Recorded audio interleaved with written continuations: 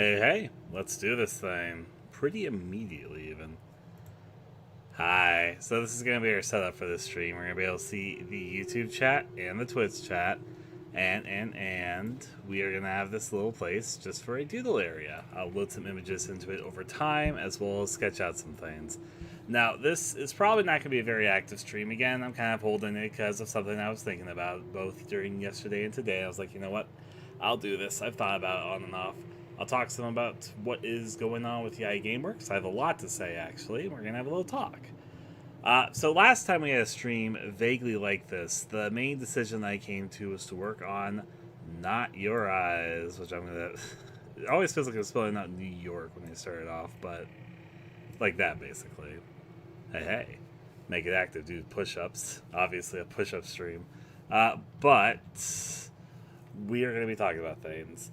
So I'm going to be talking about what I have been up to for the last few months. I've actually been very, very productive on project stuff, which I'm really quite happy with. But there's also been a lot of the roller coaster of life happening in my life. So hey, how's it going there, Cherry? How's it going there, Connor? How's it going there, Strapes? Yeah. The New York entity, obviously, but not your eyes. So there's some project stuff which is very, very set in stone. I'm going to get this out of the way right now. As we worked on yesterday, and as I've been working on and off recently, I've been working on the Close Your Eyes remake. I want to get that game done. We did a whole stream about Close Your Eyes remake yesterday, so I'm not going to linger too much on the topic of Close Your Eyes remake itself. Let me also adjust the audio levels to make sure the music's not overriding me during this. Hey. I am excited for Requiem, but I'm not going to be talking about this stream. So, Close Your Eyes is one of the focuses right now. The Red Haze final update is another focus. But I want to keep the Red Haze update a surprise, so I'm not going to stream development on it. Close Your Eyes remake, I obviously did a stream yesterday. That was a little bit of an experiment. I've been working on Not Your Eyes and Blossoming Yonder. I don't want to stream the development of either of those games because I want their narratives and what they're about to be a bit of a surprise. But I also am in a situation where I've been very, very productive, and I'm really, really proud of the work I've been doing the last few months. But I have wanted to have another project that's a bit more of a personal project, and I'll talk about what I mean by that lately, as well as due to roller coaster of life situation stuff, I have a bit more free time during the next few months than I initially expected myself to. So, and it has changed my plans around somewhat, as well as stuff going on with other people I collaborate with and life stuff all around. Hey. Nice and classy fun. Let's see. I mean, you can say whatever you want there. Edmund is hopefully doing pretty well in Red Haze. In fact, we'll talk about Edmund in a little bit, actually. So, the last few months have been a lot of Close Your Eyes, Not Your Eyes, Red Haze, and Blossoming Yonder work. For those who... In fact, I can load this stuff up for a little bit. Let me get this. I didn't have this already open in a separate window, so I'll get open right now. Blossoming Yonder. I don't want to show Blossoming Yonder too much yet, but I've been doing a lot of spriting for that. I'm really... In fact, I'll show some of it off. I've been doing a lot of art and spriting and other stuff and getting the game structure done. The music's all ready. The game design started taking form. I wasn't originally going to do voice acting, but since I have a bit more time with the project than I initially thought, I would like to do voice acting. It's not a very huge cast of characters, but I'm really happy with how things have been coming along. I could probably load these right up onto this, actually. Give me a second. Yeah, I can literally just do that, can't I? Where did I put this stuff? I guess I could show, like, the basic stuff.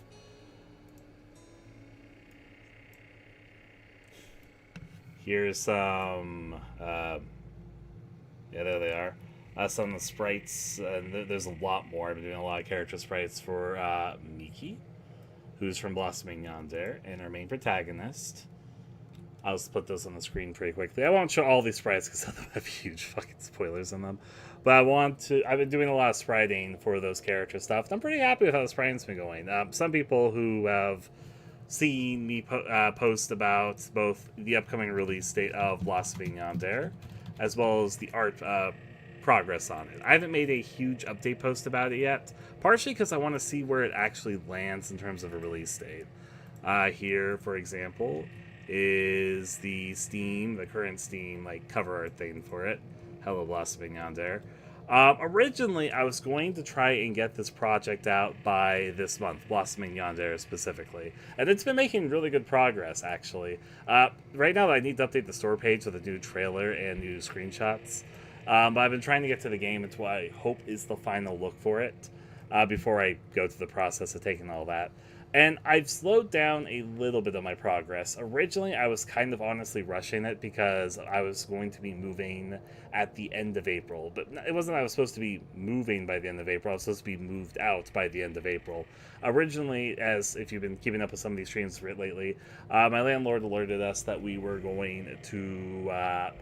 he was going to sell this place this year, and we were going to be moved out by May. His plans of kicking us out has been delayed somewhat. He's been very kind to us, honestly.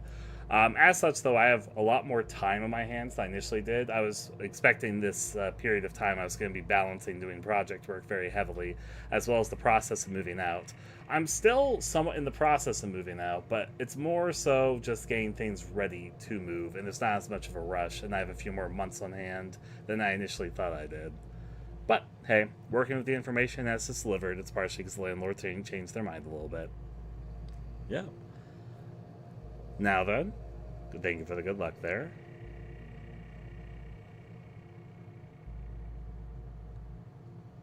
How's Edmund? Doing pretty well. For the record, I'm going to keep the chat. I'm not going to delete your messages there, Cherry, but I'm not going to talk about it. That's not what the stream is about. Alright, so on that front, with Blossoming Yonder, originally I was planning to rush it along a little bit, but now that I have a little bit more time, I'd like to take my time to put a little bit more care into it. Like one feature, again, which I want to take the time to do is voice acting for the game, because I always kind of wanted voice acting for it. But that's a whole process because the game has a lot of dialogue. It doesn't have a lot of characters, but it has a lot of dialogue, and branching dialogue and options lead to different outcomes. Because I have a bit more time to cook the game, I don't have a precise release date for it, but the one thing, unless there's some huge swerve, I would like to get Blossoming Yonder out finally this year at some point. The problem with Blossoming Yonder is that it's kind of a slow progress game. I have to be in a very specific mindset to work on it. That's always been the issue with Blossoming Yonder specifically for me, partially because a lot of the game is writing. It does have gameplay. In fact, I'm very proud of its horror elements, but I don't want to spoil those at the same time. However, it is a project which has a huge focus on being a very branching story with a lot of dialogue, and dialogue that changes based on various things that the player is doing, as well as where they're taking the story, basically. And as such, there's a lot of writing, as well as rewriting scenes with either pretty obvious or pretty subtle differences. And that process means that whenever I work on Blossoming Yonder, I have to be in a huge, I'm ready to write a lot type of moveset, which if you've ever written something, you kind of know that you sort of have days where you're really, really like, yeah, I'm in the mindset to write. And then there's other days where you're like, I don't know. I'm just having writer's block. I'm not really feeling like writing right now. So that project's kind of an on and off thing. Close Your Eyes Remake is kind of a balance because I both get to do a lot of the work myself, but I also do a lot of the work with Grayson and Rinks. Grayson here, hi Grayson in the chat, he is starting up a new job today, and I'm very, very excited for him. I won't say too much because I'm not sure how much he cares for me to say, but I'm very proud of him. But the problem with that is that I'm expecting him to be sort of tired from, because it's like, so I won't say too much. But I have less time to work with him, and there's some projects which are very reliant on his hard work. He's a very capable and hard worker, and I'm always very proud of him, so. But With that in mind, that means I have a lot of time, because I'm not moving in this period like I originally thought I was. I have a lot of personal time. I've been very, very productive on projects lately, and I would like to do more projects that I could be more solely myself. To sort of lay it out, Blossoming Yonder is a project that's mostly me. Like, I'm doing most of the sprite work, I'm doing most of the artwork, I'm doing all the writing, I'm doing all the coding, etc. But that project is a very writing heavy project that honestly I couldn't work on every day of the week. And also, I don't want to stream my progress with it because I want to keep the story a surprise. Not Your Eyes, which is the Persuado Close Your Eyes alike, that one does require a lot of Crozier's work. There's work that's a mixture of both his work and my work in it, but there's a specific look for it, which I think that Crozier and Grayson is able to do very specifically. He's a very hard worker, and I appreciate his hard work on it, but I also don't want to push him too hard. Close Your Eyes is kind of a 50-50 thing, and I also don't mind streaming Close Your Eyes, because like it's a game that's vaguely already out, but there's a lot of surprises for it. I don't mind spilling some more of the secrets about it and all that. Red Haze's final update is something which I want to keep a surprise, so I definitely can't stream it. And right now, I need to definitely arrange dates of when I want to get the rest of the game voice acted by Danuta. And I want to ask Serena if she's willing to do a few more lines. She's done most of the lines already, but there's a few more that came a bit later in dev, which I'd like to ask her to do. But that's just on my part for not asking them and seeing where their busyness is at. Well, you're free to make any fan game you want. I'm personally okay with fan games. Okay, now, with all of this said, here's what the stream is vaguely about. I want to take on some more personal projects. I have been super, super productive these last 2 months in project stuff. I have made tremendous progress in Close Your Eyes, Red Haze, Not Your Eyes, and Blossoming Yonder. But I've also wanted to stream game development more. In the past, I used to stream when I made games pretty regularly, actually. The original Ludum Dare version of Close Your Eyes, I made on stream. Blank Slate, I made on stream. Take the Dream 9, I made the first half on stream. Cutie Patootie, I made on stream. The beginning of Red Haze's development, I made on stream. I used to pretty regularly stream myself making video games, and like between the years of 2013 to 2016. There was a period where I would stream most of my game development. I made most of Girls Graveyard on stream. Up that alley and all that fun stuff. And I would like to sort of do more of that. Not that I specifically want these streams to be big even, but I enjoy the process sometimes, just having someone to chat off of as you're doing your busy work. There's some parts of game dev which work better on stream than others. Like the process of sitting there quietly writing isn't the most interesting thing on the stream side. Likewise, sometimes I'd be... with how I make music, I apologize sometimes for people hearing very screechy sounds, because sometimes I really experiment with audio and adjusting and like valve adjusting it, and the process of that sometimes heavily involves very screechy, hard to listen to sounds as I try to modulate them in a way which actually sounds good. I'm not really sure I want to expose people's eardrums to some of the ungodly sounds I hear when I'm making my music. But sometimes the music making is fine, but there's definitely been songs and pieces where it'd be a little hard to listen to. But hey, there's not really an ideal, and I have, you guys can't see this here, but I have a list here off to the side of stuff I want to consider. This isn't so much coming up with an idea, because unfortunately I have so many ideas, but it's more about picking, let's say, in fact I will... let's get this stuff out of the way. Let's get to a blank screen for a second. I want to vaguely pick 2 projects. Hey, project stuff. I didn't need to write this, but I wanted to change the visual a bit. 2 projects. And I don't have enough room for an S, so we're going to do a little small S there. Still though, yeah, everything's a-okay there. Oh, no. We're picking 2 projects. One smaller.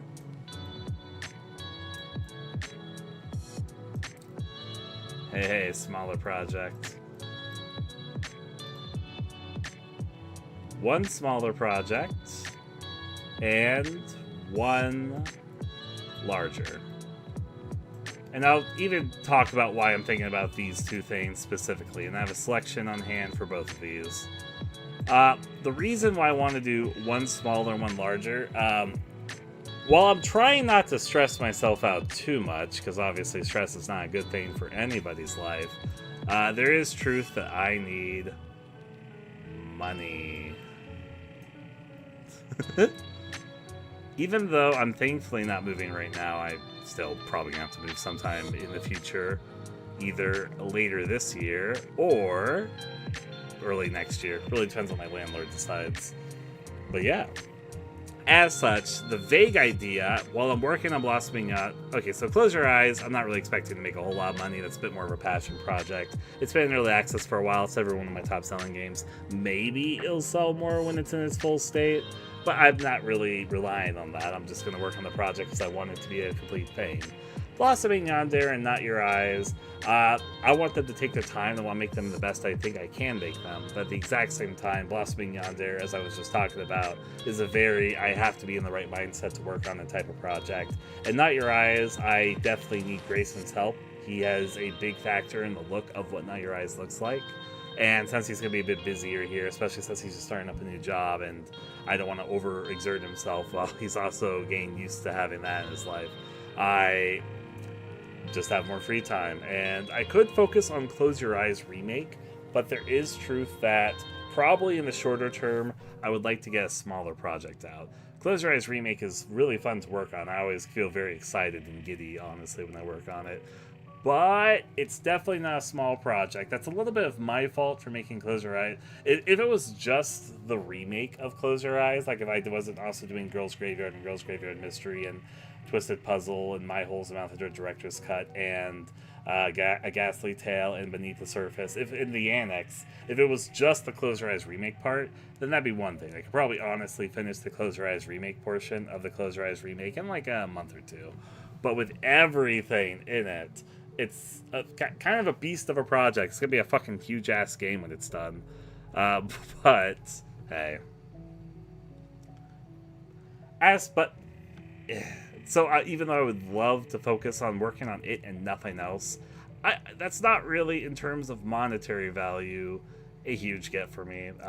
It's again been in early access for a while, and I love working on it. It's a passion project for me, but I'm not really expecting much money from it. It's been one of my worst selling games, actually. And even, I'm not sure how well it'll do once it gets out of early access, but I want to get an update out, and I'm going to continue working on it on and off. I'll do more dev streams of it because I enjoy working on it. I enjoy streaming it. It's not a big deal if I stream it in my eyes. But that's probably not going to do well monetarily. It's just more of a passion project. So I'm thinking a little bit about money with a smaller project, though not fully. I'm not like, wow, this game needs to sell gangbusters. That's not precisely what I mean. Even if it just sold a little bit, that'd be helpful for me right now. Having something that's just helping supply as I'm working on things. And since I've been so productive lately and I have so much time, I honestly think I'm currently in a really good dev cycle that if I decided to take on a smaller project, I could probably get it done pretty quickly. I've honestly been working like 5 or 6 days a week for several hours for like, outside of the occasional break day and stuff, pretty regularly recently. Been very productive. But with that in mind, we're mainly here to talk about a smaller project, hello smaller project, and a larger project, which should be part of the fun of it. So, I didn't actually organize this list I have to the side here ahead of time, which I probably should have done, honestly, to talk about this.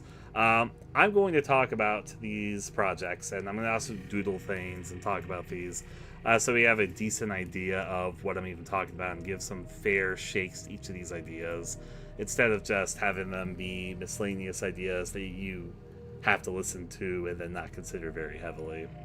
Like I'm trying to paint a picture of what these ideas are so that we can have discourse about them. I have listed here 22 possible ideas. I don't actually know the exact split of which ones I would consider larger projects and which one I would consider smaller projects. If you have followed me for a while, or followed these streams for a while, or listened to me blab about my project stuff before, a lot of these will sound very familiar, because there's not too many new ideas on this list. There's just ideas that have been rotating in my head for a very, very long time, honestly. Yeah. The problem with having too many ideas is that you sometimes have ideas floating in your head for years and years and years before they manifest into anything. Some of these are things I've been thinking about for over a decade. Some of these are things I've been thinking about in the last year. Stuff of that sort, basically. Some of them have names. Some of them do not have names. I want to talk about all of it. So we're going to start pretty simply, actually. I guess I'll start with one of my more outrageous ideas. Here's why this one's outrageous. It's not that the project itself is outrageous. In fact, I am hugely passionate for this project. But every time I think about it, I always deny myself working on it because of various factors which we're about to talk about. But I'm going to talk about it right now because honestly, I don't hate doing it. And the more I've thought about it, the more I've sat with this idea, the more I'm kind of okay working on it at the same time as the original Close Your Eyes. Which the idea that we're going to be talking about first is close... I should probably just open up a text thing as opposed to drawing out all the text. I could draw out the doodles later. What font are we at? Does anybody have a favorite font? I'm going to use Forte until we decide to pick something. Any favorite fonts out there? Comic Sans? This font's a little weird to read, so... Oh, you guys really want Comic Sans. Okay. The chat really wants Comic Sans, so we're using Comic Sans off of it. Ha ha ha to all of you. You know what the worst part about the Comic Sans thing is? When I was really young, when I was like in single digits and early teens, I used to spend my time making these, I made a lot of books. Like I would make drawing books, and then when I started using the computer more, I would make these choose your own adventure books that I would write down. And I used to do them all the fucking time in Comic Sans. That was before Comic Sans had its reputation. So I'm 100% guilty of the Comic Sans thing, of everyone choosing Comic Sans when I was a fucking kid. I'm super guilty of that. So... There's a little fun fact about me. I used to make choose your own adventure books when I was a kid for no one but myself and my friends. And I would use Comic Sans, and that is my sin to bear, I guess. We're going to be talking about Close Your Eyes 2. Now, I know I literally just did a dev stream of Close Your Eyes remake yesterday, and that's not even done yet. But I've been sitting with this idea of Close Your Eyes 2 for literal years. For actually years. And I'm going to be 100% honest with you. I am so in love with this idea. I've been thinking about making it a reality for a very, very long time. It's a project that's had multiple ideas over the years, but it's really come into focus, I'd say, in the last couple of years. Yeah, what about Close Your Eyes 100? I've said this before. In my ideal world, if I'm alive long enough and have enough time, I would like there to be 6 Close Your Eyes games. That doesn't include things like Feast Your Eyes. It's not a Close Your Eyes game, it's like Feast Your Eyes. But that's what I've always thought to myself. But the thing is, the whole topic about Close Your Eyes, I've even debated if I should call it Close Your Eyes, but I kind of like calling it Close Your Eyes 2. Close Your Eyes 2 is a really detached story from the original Close Your Eyes. How many... So, Close Your Eyes 2's story was inspired a really, really long time ago and then re-inspired by a more recent tragedy. Both the inspirations of Close Your Eyes are tragedies, so the real-life tragedies, so we're going to talk about this for a second. The original idea of Close Your Eyes was inspired by a story I'm aware of. I'm not going to use the real names of the people that are involved in these tragedies, but I will talk about them, and some of you might know what I'm talking about, especially the second one. The first case I'm talking about is far more obscure. It's something that's far more local, which I'm aware of. And the second one, I think, got more global news, partially due to the climate of news that we live in. Both of them are terrible tragedies, and I will talk about them. The first one, how do I describe it without being too... I'll talk about the more recent tragedy, actually, because that one provides a little less insight, I think. There was a tragedy a couple years ago now, a little bit less than 2 years ago, I think, which I thought was so horrific that it. Sometimes when I make my games, part of my process is seeing something which I think in the world is horrible, like one of the most terrible things I've ever heard, and exploring that terribleness is the way which I would choose to word it. The terribleness of this story, which some people might know, there has been a lot of out of control conspiracy theories that have gone pretty much throughout all, like, the last century of humanity, but they've gone in some ways worse, or at the very least, there's more people and more things that can, I guess, feed into people's delusions, feed into people's problems, feed into people's issues.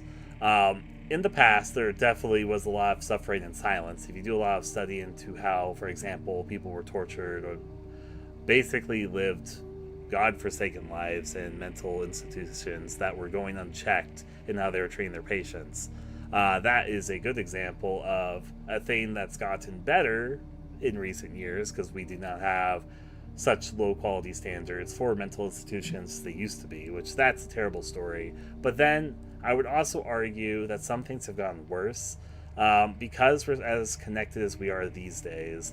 There's also people that can feed into their own delirium and come to do terrible, terrible things that they fully believe in, which end up in terrible, terrible tragedies. Yep. The way which there was a tragedy a few years ago, and I'm not going to name names, but this one more of you guys will probably recognize than the first tragedy because this one got a bit more, at least national news coverage. I won't claim international. I don't actually know that. There was several in a row. There's some people that are really, really religious and really, really, they believe heavily that the end of days are upon us, and they take any sign as a sign that it's the end of days and that Satan's coming, that God's going to banish out the sinners, all that fun stuff. People have delusions that feed into almost every single direction that you can imagine here. There was one that was particularly horrific, which caught my attention and honestly made me very emotional for the victims a few years ago and put a lot of thoughts into my head, unfortunately. But the thoughts I wanted to explore. It's not so much the real tragedy I want to explore, it's more the thoughts that the tragedy put in my head, I would say. This tragedy was involving a very religious mother who was very, very big on TikTok. She believed very clearly in astrology signs, and that astrology was pointing that the end of days was coming. And there were people that followed her TikTok and fed into her delusions, other conspiracy theorists, other people egging her on.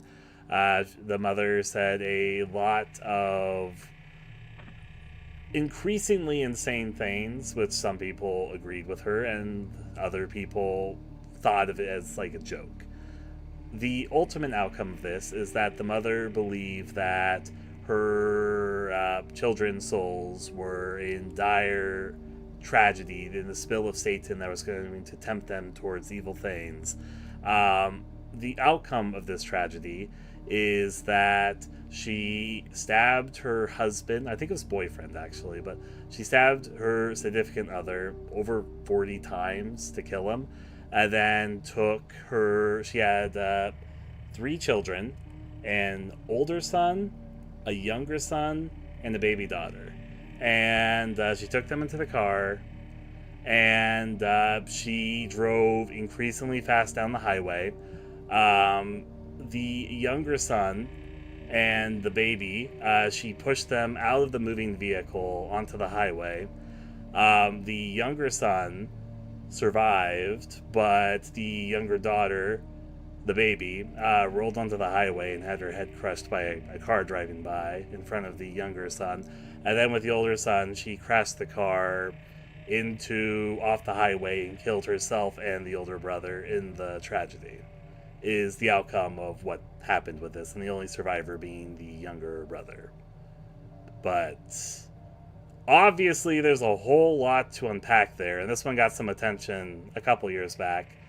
And it's horrible. It's horrible all around. It's horrible the lead up of what led to it, the deliriums and conspiracy theories that led to somebody being so unstable, getting to the point to do something so terrible, and the outcome of all of it, and thinking about what, like, the life of the son and how that's going to be. It's obviously none of my personal business to know what's going to be going on with his life, and there's a lot of terribleness around all of that. Well, I mean, the mother died in the car crash. Everyone in the incident I just named died. The mother's wholly responsible for them. Of course, there's also the argument to be made that she was very clearly mentally unwell and delving into internet conspiracy theories and people online egging her on, along with her own strong religious beliefs and the goal that this sector of religious ideology, where there's people that believe that death, it's almost like a romanticization of death, that this world is so evil that death is something that is desirable, which there's a lot I have to say on that front, but there's a lot of thoughts. There's a lot of complicated thoughts that these sort of tragedies put into my brain. And sometimes I like to explore very, very complicated topics in the process of exploring a game. There's another tragedy, which is a direct inspiration for Close Your Eyes 2, but I'm actually going to keep that a bit more closer to my chest. It's not as big of a tragedy, it's as big of a tragedy, it's actually fucking horrific, but it wasn't as widespread as the one I just talked about, where the one I just talked about, I suspect a few of you may have heard about, while the other one I'm thinking of, it was almost unnoticed. It was like in a very rural community that's somewhat close to where I live, so yeah. Yep. Unfortunately, there's a lot of tragedy there. So, I don't want to speak too candidly, though if I decide to work on Close Your Eyes 2, I guess I'd be streaming it so you guys would slowly piece together what I'm doing with it. There has been an idea that's been cooking in my head for a very long time involving Close Your Eyes 2. And I have written scripts for it. I've done some little art for myself. I have a pretty strong blueprint of the basic idea of it and where the story starts, where the story ends. I've wanted to work on it, but every single time I think about working on it, I'm like, well, Ryan, you're still finishing the remake of the original Close Your Eyes. You should probably finish that before you start working on the Close Your Eyes 2. And that's always the reason I never work on it. It's a project I'm very, very passionate for, with the Close Your Eyes 2 remake. But the very, very basic idea of Close Your Eyes 2, it doesn't follow Marshmallow Monk, for the record. It follows two brothers. And there is a lot that those two brothers are going through. That is how I'm going to decide to word it.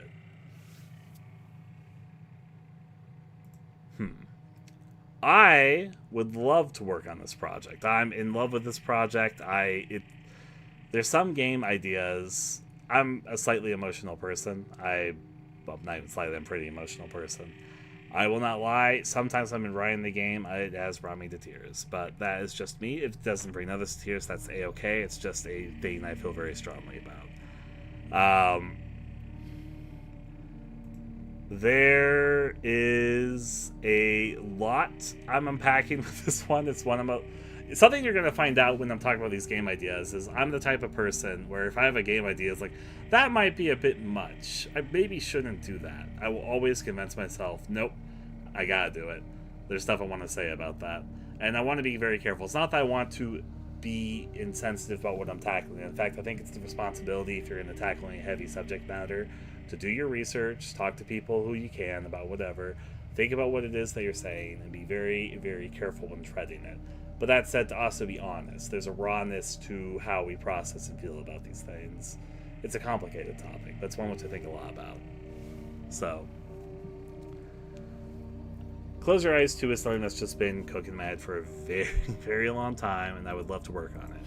I'll actually come back to talking about Close Your Eyes 2, but I kind of want to put more on the board than just Close Your Eyes 2. I'm also going to lower the size of this. I think I know how I'm going to center these down. I'm thinking about it. So I'm going to put 2 spaces. We're going to put the next thing onto the board. The next one I will call the Dark Fairy Tale RPG Maker Horror. So this one, if you've listened to me talk about project stuff, I have brought this one up in almost every fucking stream. that I have ever talked about deciding a project to work on. In fact, I think this one in some ways is one of the most obvious ones that I could work on during this time.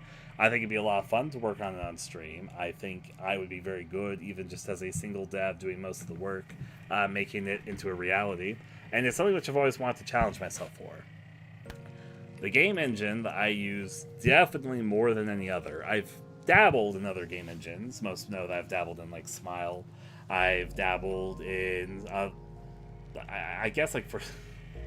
I've dabbled in Gearwoo, I've dabbled in Unity, I've dabbled in messing around on Unreal, I've dabbled in... There's this Doom-based engine that's based on the first Doom, which I've messed around in. There's one which I'm dabbling in right now, which I want to keep a little bit of a surprise, but all the same. Witch's House is a good example. Witch's House, Eve, Madfather. Weirdly enough, despite the fact that I'm a primarily RPG Maker horror game dev, I've never actually made a game that's specifically trying to appeal to the RPG Maker horror crowd. Obviously, part of the reason I even started making games in RPG Maker is because I really liked other RPG Maker games, and I was like, oh, you know, I'd like to try something like that. Years and years ago when I used to stream a lot of these type of games. So, Madfather, some of what I just named isn't made in RPG Maker. Madfather's made in Wolf Editor, but Wolf Editor is a very RPG Maker-like program. There's a few engines that are not exactly RPG Maker, but very, very similar. I think most people come to RPG Maker because they're inspired by something or another made in it. In more recent years, there's probably a lot of people inspired by, like, Amori, for example. A lot of people over time inspired by, of course, Yumaniki. I wonder if there's going to be a re-inspiration of people from the game Off, because that was re-released last year. So, yep. Game Maker is a little bit more debatable, because while there are Game Maker games that are like RPG Maker games, most famously a lot of people would like point to Undertale, obviously, or Deltarune and all that. But Game Maker has a bit more breadth to it, because there's games that are made in Game Maker which I don't think have the RPG Maker aspect at all. Like, I'm Scared is a very good example, because that was made in Game Maker, and that doesn't really give the RPG Maker feel, but... Anyways. I have, surprisingly enough, never made a game specifically targeted at the core audience of RPG Maker games. And the thing is, I, at this point in time, think I can make a pretty damn good dark fairy tale RPG Maker horror game. I love dark fairy tales. I love dark fantasy. These type of games, if you don't know what I'm talking about, even though I think most people know, Eve, Madfather, Witch's House, that query of types of games. There's even more recent ones, like Pocket Mirror is another pretty famous one. Faust... What's that called? Faust Operum? Something like that. Hey, that's okay. Even though they're packed together, they're very differently toned. Eve is more puzzle focused, while Witch's House is more like death focused, where there's obviously a lot of booby traps, tricks, and all that. And Madfather is more narrative focused, though there is like puzzles and stuff to it too. I think I can make a pretty good spin on that type of game that appeals to the audience, while also making it a bit more horror than these games often are. I love these type of games, but I wouldn't really describe most of them as being particularly scary. I find them to be very, very charming. And obviously I have a very strong soft spot in my heart already for fairy tales. I always have. And I would love to explore a dark fairy tale type setting with that kind of setup. So, hey. Hey, yeah, I mean, part of why a lot of people like Eve is because of Gary. That's a very fair reason, and true of so many people, so, hey. But I would say that I have had a very, very long idea involving a woman made of snow, involving the dark fairy tale to make a horror thing, the woman who melted. So, hello T, we're talking about project stuff. I want to greenlight a small project and a large project because I have a lot more time than I expected I was going to have during this time period. And I was also saying that I'm making very, very good progress on Close Your Eyes Remake, Red Haze's final update, Not Your Eyes, and Blossoming Yonder. Those four are not being shifted out of my focus at all. I literally just was working on Close Your Eyes Remake the last few days. I was working on Blossoming Yonder right before that.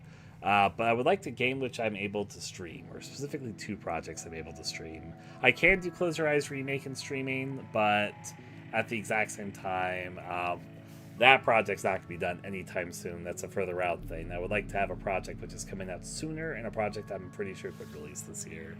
So, yeah. No? I'll update my Discord stats whenever it's convenient. Maybe after this, even. Anyways, I think I'm going to write down my ideas, then we're going to talk about them, and I'm going to doodle things out. Close Your Eyes 2, a dark or fairy tale or Jamaican horror. I think you get the general gist of that one. I would put Blank Slate as being the next one. For those who don't know, Blank Slate is it's the oldest, technically, Yai Gameworks game. I say technically because I did come up with the name Yai Gameworks by the time. The first game that was technically released under Yai Gameworks was the Redux version, Close Your Eyes. But Blank Slate was the first game I released in a series of games.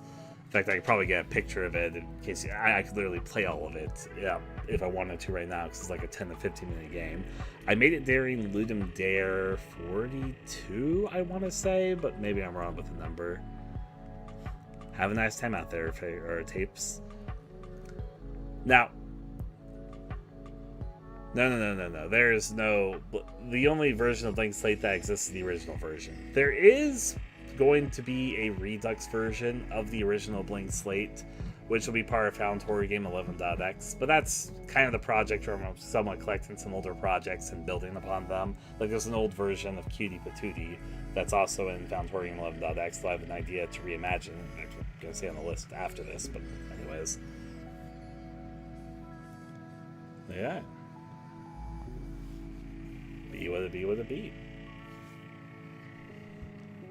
I would say for Blank Slate specifically, I would have some issue maybe streaming my idea for Blank Slate. In fact, there's 2 games on this list that I'm a little concerned, but I would still try and see if YouTube would let me be. But yeah. Blank Slate was one of my first games. The idea which I've developed over time for Blank Slate involves a, let's just say, a nameless guy who has been left alone in a sensory deprivation chamber, who has started talking with a voice in his head and playing in a world of pretend. One day he wakes up and finds himself in a strange place known as the White Zone, which is a scientific facility investigating into the pale smile infection. He meets a girl who is part of a human trafficking auction, well, specifically her father was, and they soon get trapped in the facility and locked down with this strange beetle spider beast starts wreaking havoc in the place. There's a lot more to that specific idea. I will say it's a very twisted game, following our 2 main leads as they go into this facility of twisted nightmares, is the way I decided to describe it. There's obviously a lot more to this specific idea, but that would be the very, very basic synopsis of it. So, it's true. Well, one of the pieces was. Gotta play Red Haze, Pupper. There's a correction to that. The first piece was just by me, but then there was a piece that was done later by T. So...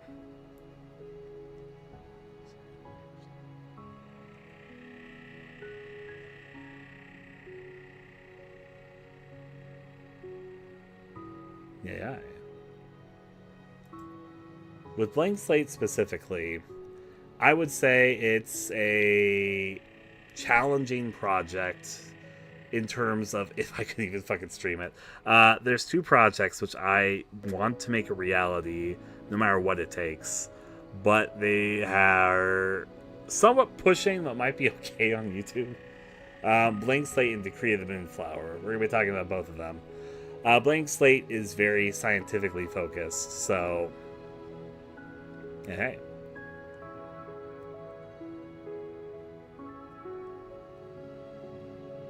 Oh my, having fun there with Red Haze there, I see. I guess God, part of me wants to show concept art for Blank Slate, but then I'm like, nah, I'll say that when we're diving more in depth about these things. I'm gonna keep the momentum going and just talk about projects. The next bigger project, which is actually in the same vein as Blank Slate, is Cutie Patootie, because it's a reimagining of a project I've already released. I've actually done a lot of work on the reimagining of Cutie Patootie. I've got maps done, I've got a lot of sprites done, the music and soundtrack is completely finished. I've had a long idea for a Cutie Patootie reimagining for a few years now, and it wouldn't actually take a whole lot of time at this point in time to realize my idea of it. Partially because I have a very specific look of what Cutie Patootie looks like, and I've already done quite a bit of the early lifting for Cutie Patootie. The really basic concept of Cutie Patootie, it's a reimagining of an older game of mine. The idea is that we're playing as a girl who wants to find love. She enters into a small town. In the original game, it's a little tunnel of love. In this, it's a small town known as Scribbles Patribbles. She gets to know some other characters like Becky Bucket and Allie Apples. Yeah, Cutie Patootie fun. I'm not going to do the voice this very second, but I will be working and focusing on this. She ends up meeting a boy, and the two of them form a relationship as she gets in with a troubled crowd. That would be the very, very basic description of the reimagining of Cutie Patootie without saying too much. Like Cutie be bald. Do you have any question? But are these just the small game ideas, or both? It's both small and big. If I had to define these, Close Your Eyes 2 would be bigger. Dark Fairy Tale would probably be smaller, honestly. Blank Slate would be bigger. Cutie Patootie would be smaller. In fact, I could put a little... I'll put a little note next to these so that we can differentiate them a little bit more. If I put an L next to it, it means large. If I put an S next to it, it means small. Alright? Because I'm trying to fill in 2 slots. I will continue the momentum because we can delve more into these a little bit later. Speaking of the Blank Slate one, the next one is Decree of the Moonflower.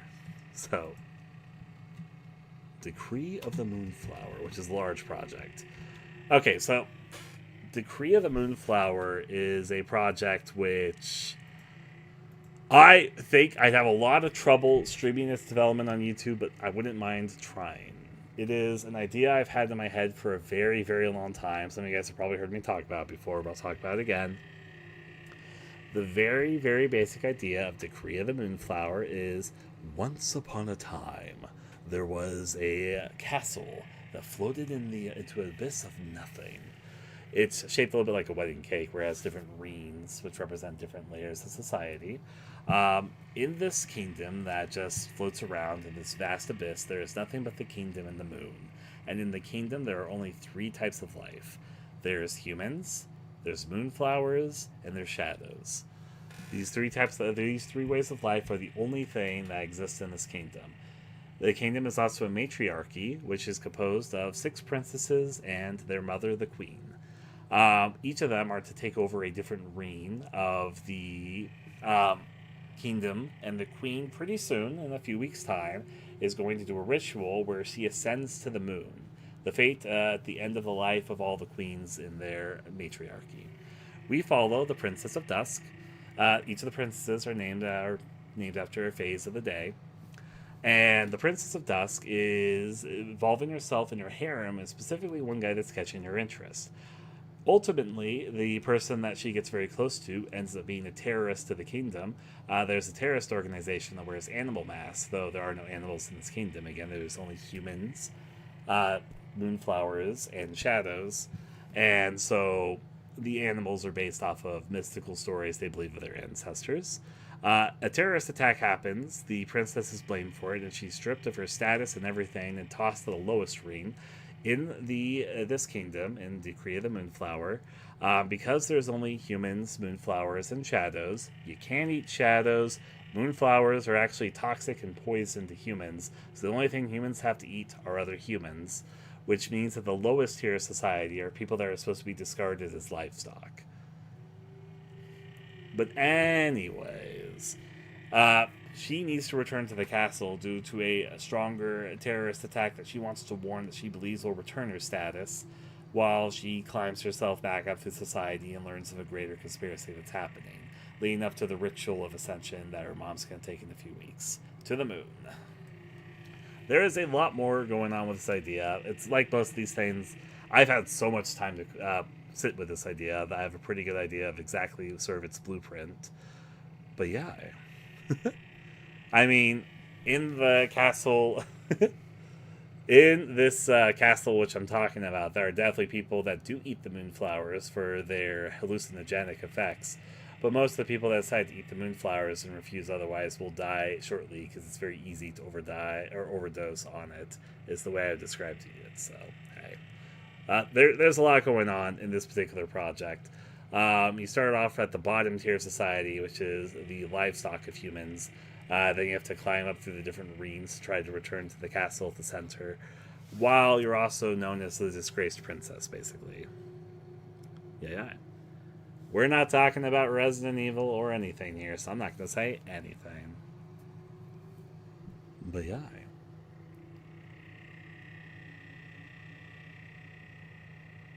How do you climb up ranks in this universe?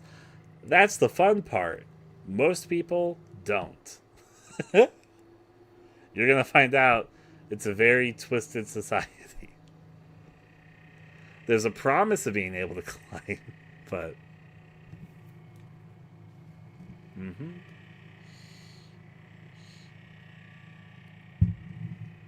There's definitely some level of privilege that's happening in society. That is all I'm going to say on that. Anyways, the Decree of the Moonflower. I could say so much more, but I'm trying not to expand too much on the games right now, so let's move on to the next one. Alright. The next game, which has been kicking in my head, is a smaller haze game. This is another large one. So, I have haze game ideas. I'm making Static Haze with Grayson, but of course that one is so much of a Grayson and I project that I definitely need him around to work on that one. I have an idea for a Red Haze 2, but that one's also kind of an ambitiously big project, and I don't really want to start development on it until Static Haze is further along in development. If people can only eat each other, wouldn't they slowly diminish and die out? We're gonna get to that, Sten. If we do the Decree of the Moonflower, we'll definitely get to that. So, smaller haze game. I have had small ideas here and there over time. I have thought about saying a haze style game in the school. I have thought about saying a haze style game in the lighthouse. I've thought about saying a haze style game in a drug house. I never have too many haze games. I really enjoyed working on Red Haze, and I'm really excited for Static Haze, but I think it's more than possible for me to do a smaller scale haze game that's just a little more solitary me. Most of Red Haze was me with help from Rinks. Obviously the foundation was built with Sandy, but I could probably do a game of similar scale to Red Haze, if not maybe a little smaller, while also just working on other things. They're a lot of fun to work on, I'm going to be honest with that. Arctic Haze was an experiment, which I've had a lot of experiments over the years. You could probably see me talk more thoroughly than I talk about here in the Yai Gameworks 10-year anniversary stream I did last August.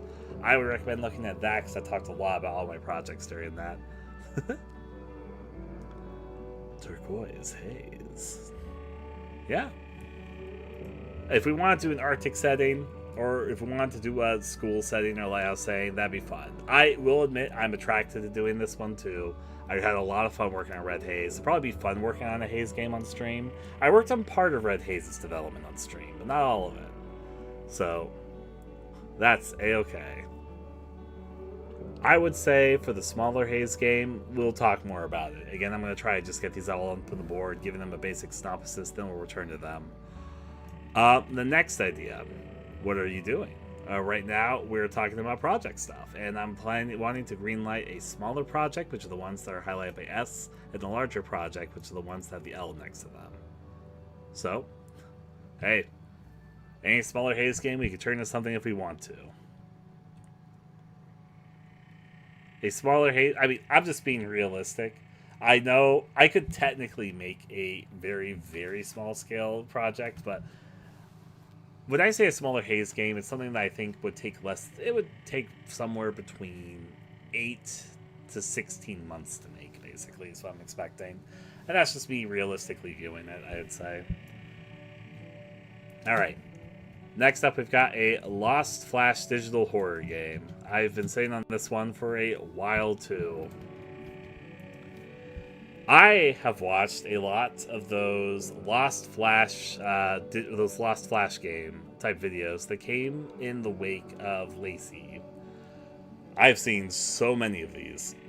I've seen very interesting but flawed ones. I've seen a lot of honestly pretty bad ones. I try not to be too judgmental of them because I kind of realized that a lot of them that I've watched were made by like kids. There's like some which are like a kid animated something for like 5 seconds, and I mean, hey, cool. I'm happy that you're able to find an outlet for your creativity. We've seen too many of these that are straight trash. Yeah, I know. I'm being a little kind to them though. I've seen literally probably like 200 to 300 of these at this point. I was very interested in the genre. I will say there are hidden gems in there that aren't very well known. I have a playlist where I put the ones that I thought were the best in case I ever want to share that with people. But a lot of them aren't very good. There's like straight up not very original ones. There's ones which are obviously like somebody's just doing a little fun or project for themselves, so that's perfectly fine. There's some which are a little too cliche, like they're well made, but a little bit like, eh. But then there's some surprisingly interesting and good ones mixed in every once in a while. I think there's still a lot of potential in this style of game. It's just that it hasn't fully been realized yet, and I think I could contribute a very interesting spin on the genre. So that's just my opinion. I will say I don't hate anyone, even the ones that I don't think are very high quality. I tend to be of the opinion that creating something is hard, and everyone should have a chance to make something to get it out there to people. So I'm never going to be too hard of a judger on these people. I do think, though, I could probably do a fun spin. I even don't think it's, for what I'm used to, it's probably not that large scale of a project. I've done some stupidly scaled projects, I will not lie. That's more on me than anything. But you almost have to keep a Flash game style thing a little small scale, honestly. I also have been practicing my art, so I can do something that looks a little shoddy, but better than it would have looked in the past. Alright, speaking of small scale games, this is an idea which I've brought up a few times in these streams, and it's still in my head, which I call the one room, many endings idea. That's a smaller idea, and I think I can fit it in if I get rid of... No? Okay, well, that means one more there. There we go.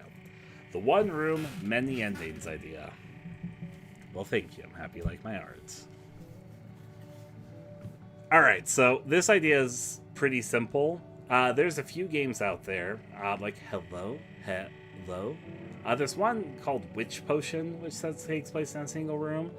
The really, really basic idea, and this is always going to be a super small scale project. I have had so many ideas for an idea like this.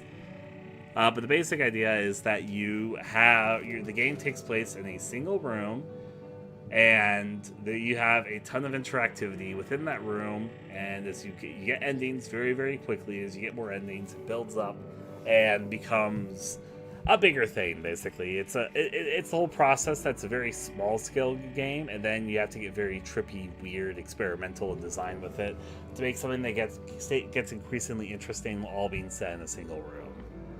Have you heard of Radio Signal? By name, no, but maybe I have. I'm just pretty bad with names, so... If you mean on Twitter, you probably said something racist.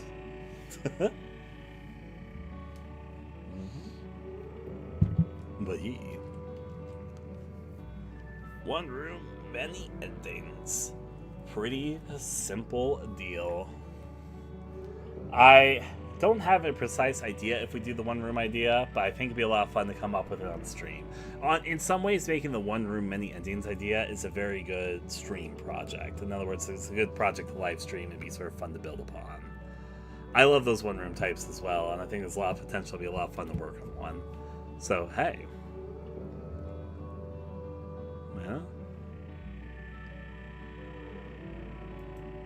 The only case I'm not going to talk with you about this right here, The only people I've blocked anytime recently were people. There was a post I was talking about with Silent Hill Townfall having a black character, it's racism. And then there was some very, very racist remarks on that one. And the only people I blocked were people that said racist things. And if you had that, I literally almost never block anyone. So really, if you were blocked by me anytime recently, you definitely said something racist.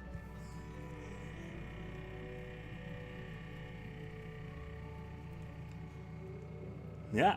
Hello, Hello is a very good example and a very good game.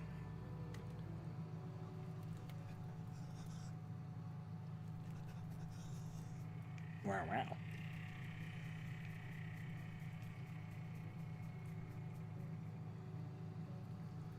Now, from One Room Game, I need to tell you guys my arch nemesis, the game I want to defeat. Okay, put my fist together.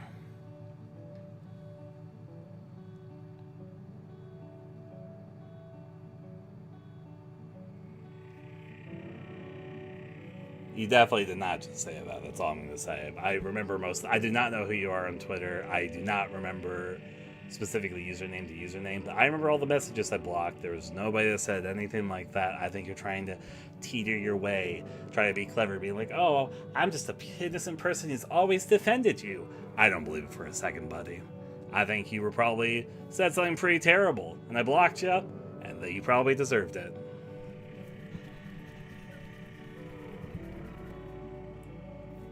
Mm-hmm. The people... Fuck it, I'm gonna block you here. You're being annoying. Bye.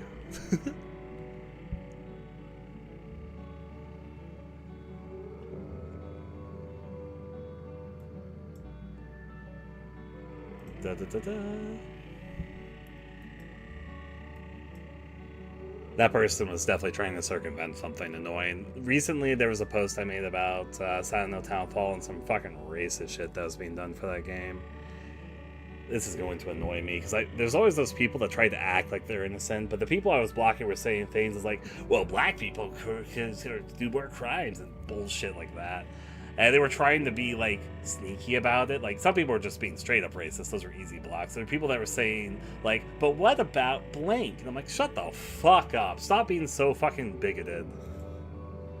And that's definitely a person that's trying to be like, oh, but I was just a pure innocent angel who always cared about you. I was just defending your honor, Your Honor. And I'm like, oh, shut the fuck up. I know you're up to some bullshit. The only people I blocked were saying very vile racist shit or trying to be all about it. And I don't know, those type of people really annoy me. I hate racist up front. And there's so much casual racism these days, it sucks. Anyways, there's my little spiel. Absolutely.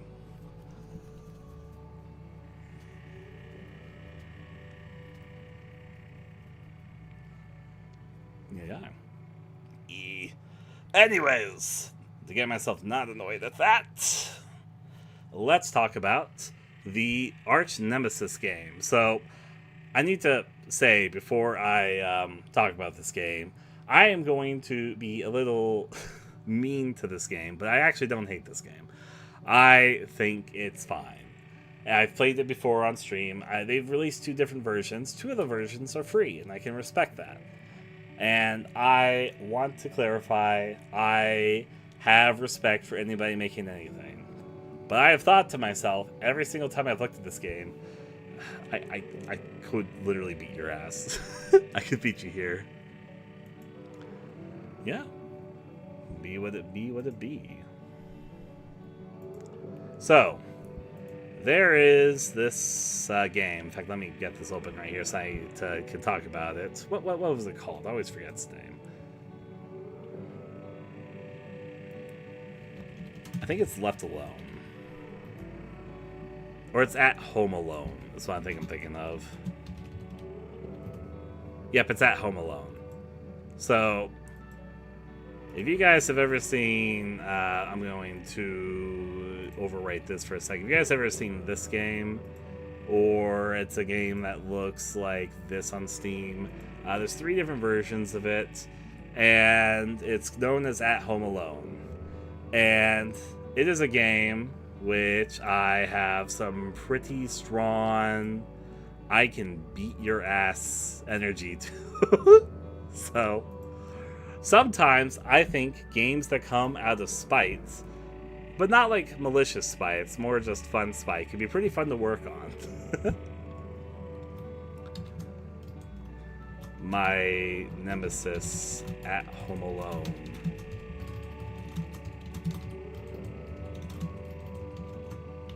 Okay. Yeah. Julia was alone. So At Home Alone is a game that's trying to be somewhat of a meta-narrative game. There's 3 games of it. There's a initial free game, then there's a sequel which was paid, which is the same game but remade, but then it had like a little bit new in it.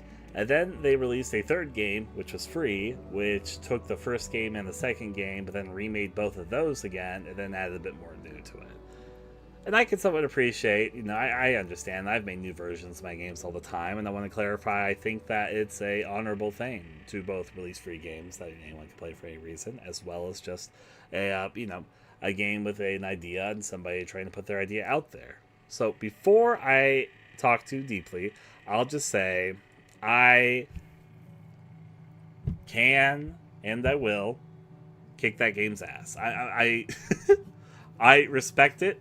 I do not actually hate the developers, but I've always thought whenever I've been re-exposed to this game or when I played it initially, fuck, I could literally do this but better. I could do so much better than what they did with this concept. Some of these ideas could be combined, and we'll talk about that. But at the moment, I'm just going to list them as they are here. My nemesis At Home Alone. I have thought to myself multiple times, I can literally do a better version of this game that you did. I know I can. In my heart of hearts, I can. And so that one's been an idea for myself. It's to make a game to kick At Home Alone's ass. That no one cares about the game as much as I do in wanting to kick its ass. Okay, that's all I wanted to say to that. Alright, next up, I would identify this as a larger game, the next one I'm going to be talking about, but I'll talk about it. This one I don't know if it'd actually do specifically well, but I kind of want to do it. 1950s black and white horror game. I would write horror, but it'd get too large for the spacing that we're doing. I love old movies. Grayson here also loves old movies. Hi, Grayson. I like the tone of old horror where they're like talking with North Atlantic accents, and they're doing the whole, well, hey, if you're here, then talking like dramatically, like they're not real people. There's a certain style to that world of horror, which I'm a little sad that horror doesn't explore as often these days. I love sitting down watching these old movies, and there's a certain vibe to them which I think could be somewhat modernized and realized in a very interesting way. Now, I'm not precisely sure if I'd want to make the game black and white. That aesthetic always kind of has mixed feelings for me, 'cause, just speaking a little frankly, I like color. But there is something about the style of film which I just kind of miss. And I would think it'd be sort of fun to do a game that's trying to be a more sincere love letter to that era of film. Hey there, Johnny. Yeah. Could be with pops of color. So I'm not fully dedicated to it being fully black and white, but I call it the 1950s black and white horror game idea because there's this just era of film which went on, even though I say 1950s, it's more accurate to say that went from like the 1940s to the 1970s, which I'm just kind of in love with. So we'll talk more about that if we decide to talk about it. We have a lot more to talk about. Next up is another very obscure game, but this one's not a rivalry, it's like a small love for, but it's a game that isn't very good or very expanded, and I've always wanted to make a better version of it. But it's from a place of love, unlike At Home Alone. My love leaves. It looks like I'm saying leaves. So, this is a little bit, let me get the thing open so I can show it off here again. Okay. So there's this really old, not very well remembered RPG Maker horror game known as Leave. It's not. The thing about this game is that it's not particularly great. It's got like a couple good moments. It's not bad, but I wouldn't say it's very good. If I recommend people to play it, they'd probably walk away and be like, yeah, that was fine. But I have this soft spot for this game. It uses these edited images, which have left an imprint in my mind for a very long time. So I need to clarify.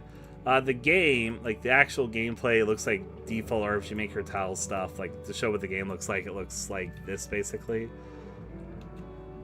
As you can see, if you know RPG Maker, it's got some lighting, some basically basic RTP things. The actual gameplay is nothing special, honestly. Solve a few vaguely cryptic puzzles. There's not really a chaser or anything. The game's highlight comes that occasionally you'll get to these images which use these edited looks, which have some imagery that looks like this. And say hi, it's our favorite Leave gal, so yeah. I've had that game in my impressions for a very, very long time. I do remember when I played Lost Planet 2. I really liked it. I get comments on that Let's Play even still to this day, and so I get reminded of it. You share a pic? It's on the edge of my memory. Yep. So it's not. It looks vaguely like that, but it's not the one from that. This character appears a few times in this game called Leave in RPG Maker.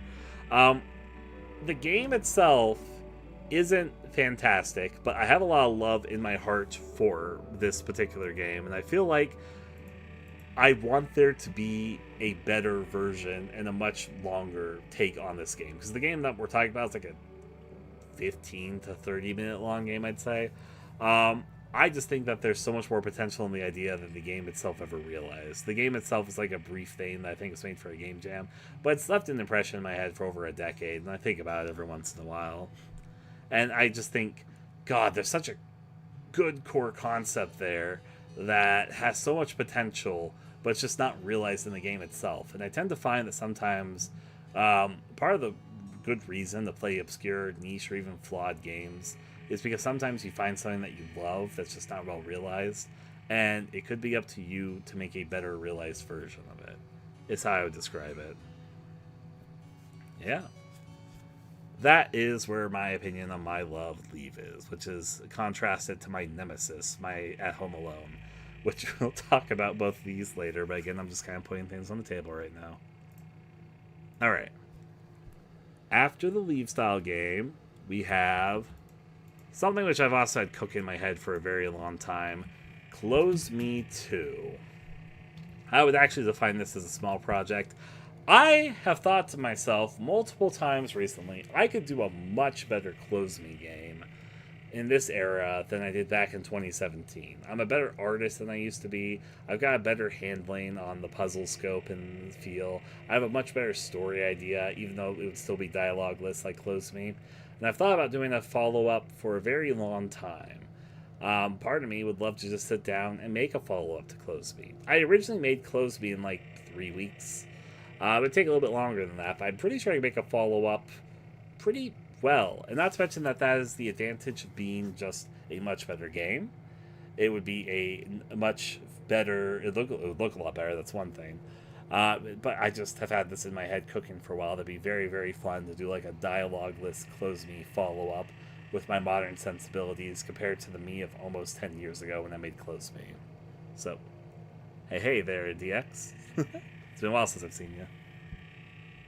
So, there is my Close Me 2 idea. We'll talk more about that. If you know my game Close Me, if you don't know Close Me, it was a dialogue-less game about a blue guy in blue skin and a blue hoodie. He wakes up out of bed every day. He goes through his house and explores. Eventually, you close the game. You can go back to bed and close the game, and you solve cryptic puzzles while a dialogue-less story that's kind of surreal unveils itself. That is Close Me, and I've had a very strong idea in my head that I could do a much better version of it, which, yeah, would probably be pretty fun to work on stream, but hey. Yeah. Next up is another idea I've had in my head for a while. This one I would define as a larger project. Tenebrous Hour of Watchful Eyes. This is also one of my older game ideas. It came into my mind a little bit after Close Your Eyes had come out. I have a love for a subgenre of film known as Giallo, or Giallo is what I believe many people say it, but I prefer to say Giallo. It is Italian horror movies that were made between the 1960s to the 1990s mostly, though a few of them still come out these days. I have a huge fan for the black-gloved killer.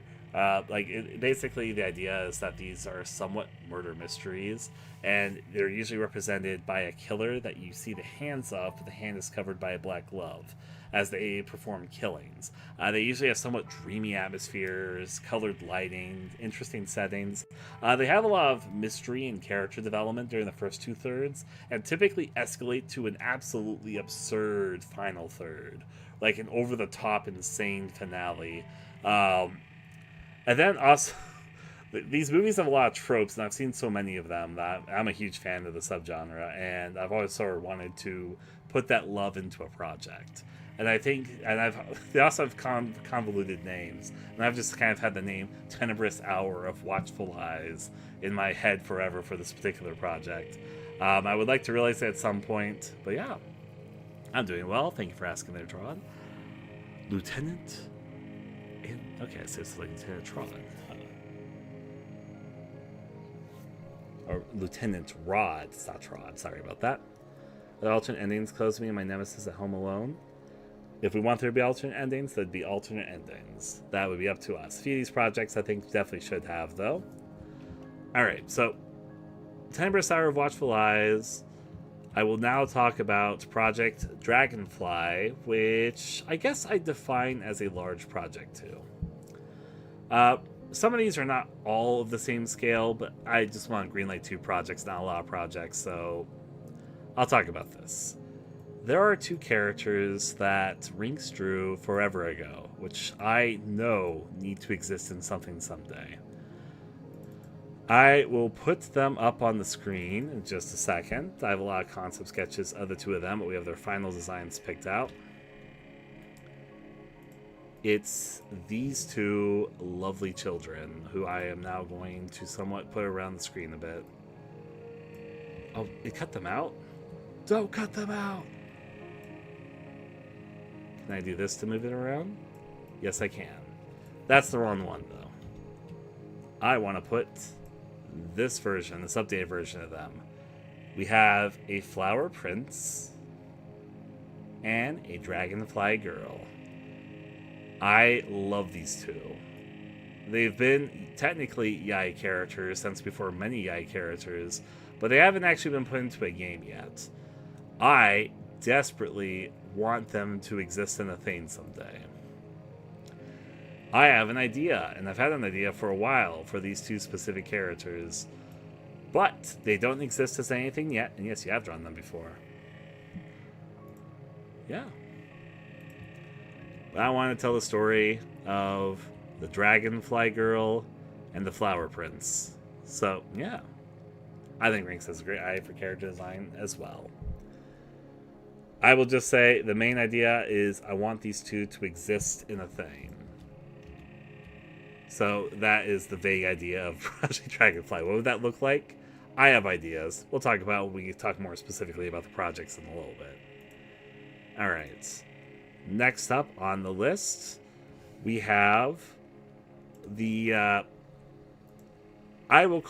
guess I will say, Shawl of Surrender, which I would define, this one's a little bit hard to define in scope, but I guess my final idea, I'd put it a little bit more small scale than large scale. It kind of teeters on the small scale, but I don't think it's large enough to be large scale. Shawl of Surrender is a game which I've had cooking in my head for a bit now. I've done the soundtrack for it. I have a lot of fondness for it. It stars a magic mountain, a magician girl, a character with a shawl, Rocket, the moon. I've had some pieces of art which I've had with different versions of it over time, so yeah. Shawl of Surrender, yes. Let me get this open for us to talk about. I think publicly I've only released 2 pieces of art I've thought about for it. Here is a piece of art from the soundtrack for Shawl of Surrender. Shawl of Surrender. It's a very red game. When you see the art stuff for it, you will see it. It stars a girl that's trying to reach the moon, is the way I would describe it. To get to the moon, they have to climb Magic Mountain. There's a lot more to it, and I have another piece of art for it too, which I'm getting right now. Which is, the game isn't going to be all white like we have here, but I do have this sketch stuff for Shawl of Surrender, which is on hand. So yeah, just different evolutions of the idea of Shawl of Surrender. It's a little hard to put this project into words, so that's why I somewhat have drawn pictures to kind of show the mood of what the project is going for. Hopefully the picture describes the idea better than I could possibly explain it, but it's a huge mood piece about a autistic magician girl who has, for her reasons I won't spoil right now, wants to go to the moon and has to climb Magic Mountain to get there, while facing all sorts of adversaries and a lot of death. This is the way I would describe it very vaguely. Yeah. But I digress. Shawl of Surrender. We'll talk more about it again, like the others, in a little bit. But I'm going to move on to the next one. Alright. Let's talk about Lonely Yet Not, which... this one's another, like Shawl of Surrender, it's very hard for me to put an exact scope if I think it's larger or smaller. But I'm going to currently identify it as smaller, because it is kind of small scale, but yeah. Okay. Very, very vaguely, I have old designs for this game, but I probably would update the designs if I were to redo it. But I'll show some of the old art of it, and then I'll describe some of the project stuff. So we had like some sketches done for this particular project from Rinks a while back. Rinks does such good work. But anyways, we had some different protagonists outside of that. There's a character from it. There's a character from it. Here's a character from it. Here's a character from it. The really, really basic idea of Lonely Yet Not is that we're playing as a character who is working in, let's call it an experimental facility, and they're interacting as the caretaker of a few people who are being kept in complete isolation.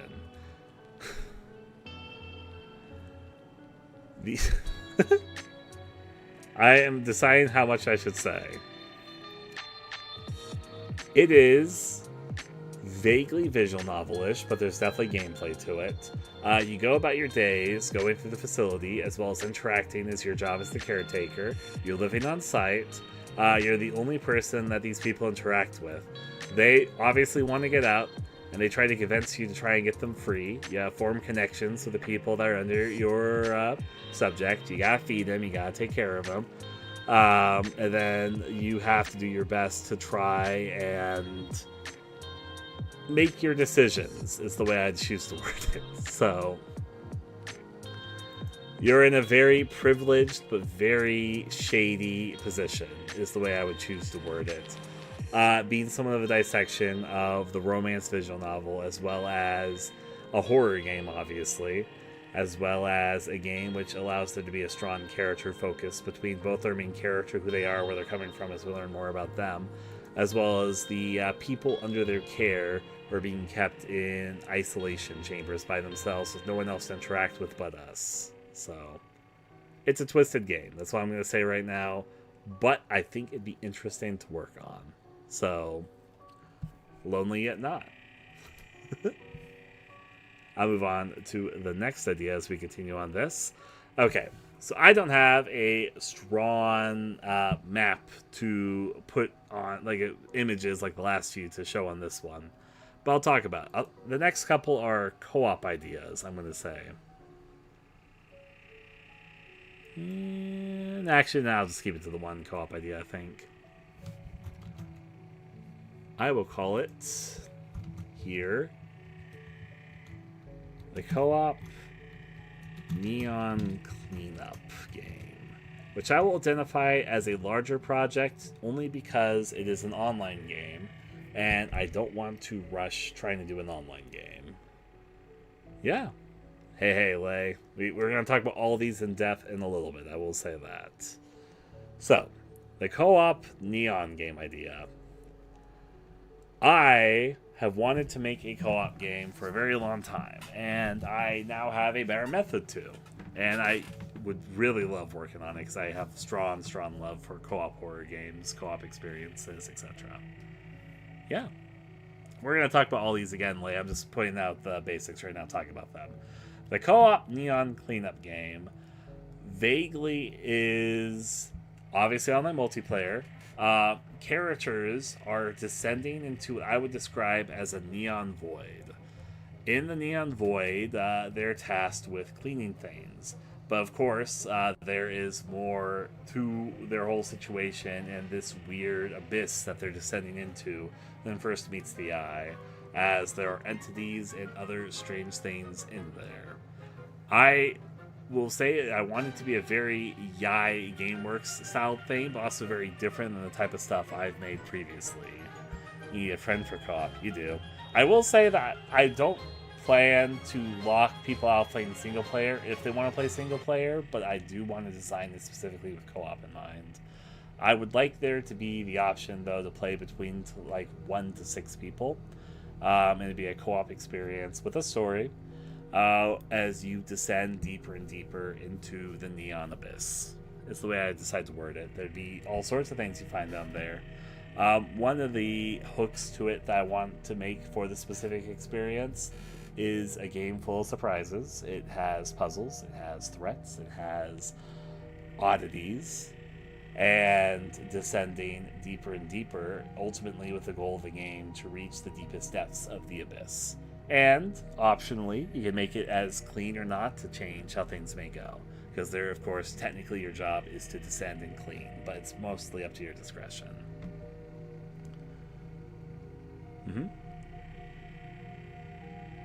Oh, this is Torture Together doesn't require a controller. If it says on the Steam page, I need to update it. But this is Torture Together is basic. This idea is an evolution of that. We'll talk about that later, but this is an evolution of that, I should mention. But that game should not require a controller. You can definitely play it with a keyboard and mouse. There's nothing about the idea which is exclusive to that. That's what I would say to that. If the page says otherwise, I need to update it. So, all right. So I'm going to delve more into each of these a little bit later. For now, I'm going to go on to the next idea. This idea is one that's been staying in my head for a little bit as well. The Atari analog horror idea. I would describe that as a small project. Also, why did this one get so... Okay, there we go. I didn't realize that we had scrolled so far off the screen. So the Atari analog horror idea. I've seen over time, obviously, most famously, there was the Faith game, but there's also been a number of other Atari-style games that have come both before and after that game. I've seen the rise of analog horror, and, I find there's charms into both these things. Personally speaking, I've always thought it'd be fun to sort of spin my own hand to try and something up that alley, just more in a game form and going for something that's a little more my style. I'd probably make something kind of interesting, I feel like, if I committed to the idea. So that's just kind of been sitting in my head for a while. I have some ideas of how that would take form, but I'm also very open-minded about it. I've seen a lot of examples of both the things, both the Atari-style horror and the analog-style horror. I think it'd be fun. That's just my opinion. It'd be probably fun to work on stream too, I'd say. Alright. Well, thank you, Pupper. But a lot more to do. We'll talk more specifically about things to come. So, there's not too many more ideas here. I would say we got 5 more ideas to go over, and then we're going to backtrack and talk about everything more specifically. I have done... there was originally, I thought about putting a Please Love My Computer game style sequel to this, something that's a little bit more argy with my lessons. But the thing is, if I did that, I probably wouldn't develop it on stream. So that's why I decided not to include it on this, because I don't think that'd be a stream project for me. Yeah. Alright. So now, we're going to talk about the next one, which... yeah. Pale Sugar. Which, this is another one where the scale is a little debatable, but I'm going to put it as small right now. Maybe I should put, it's like medium. I'm going to put a few of these as medium, because I think that's just more truthful about them. Like, even though I don't think okay, I might do 2 medium projects, but I would prefer to do a smaller, large project. But there's a few of these which I do think are more medium than they are small, so I'm going to put them as medium. That's definitely large. I feel like that one would stay relatively small. That one would stay relatively small. That one would stay small. This one I think is more accurate to probably say medium. My nemesis at home alone. Small, small, small, large, large, small, large, small, large. Yeah, I think most of that's correct. So I've had this idea for Pale Sugar for a bit. I can pull up an image, thankfully, for this one. Let me get this ready and set up for me. Pale Sugar.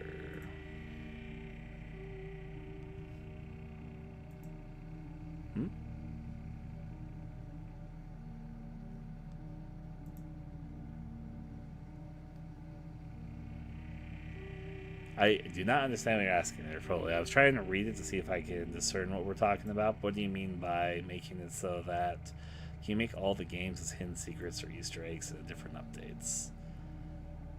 I feel like I'm missing a piece to understand what you're asking there, but I will show this stuff. So we have this protagonist for Pale Sugar. Hello, Pale Sugar protagonist. She's just here to say hi. You guys might have seen me talk about this project recently. I've got a little bit of the groundwork done for it. Here is the sprite of her. Hey.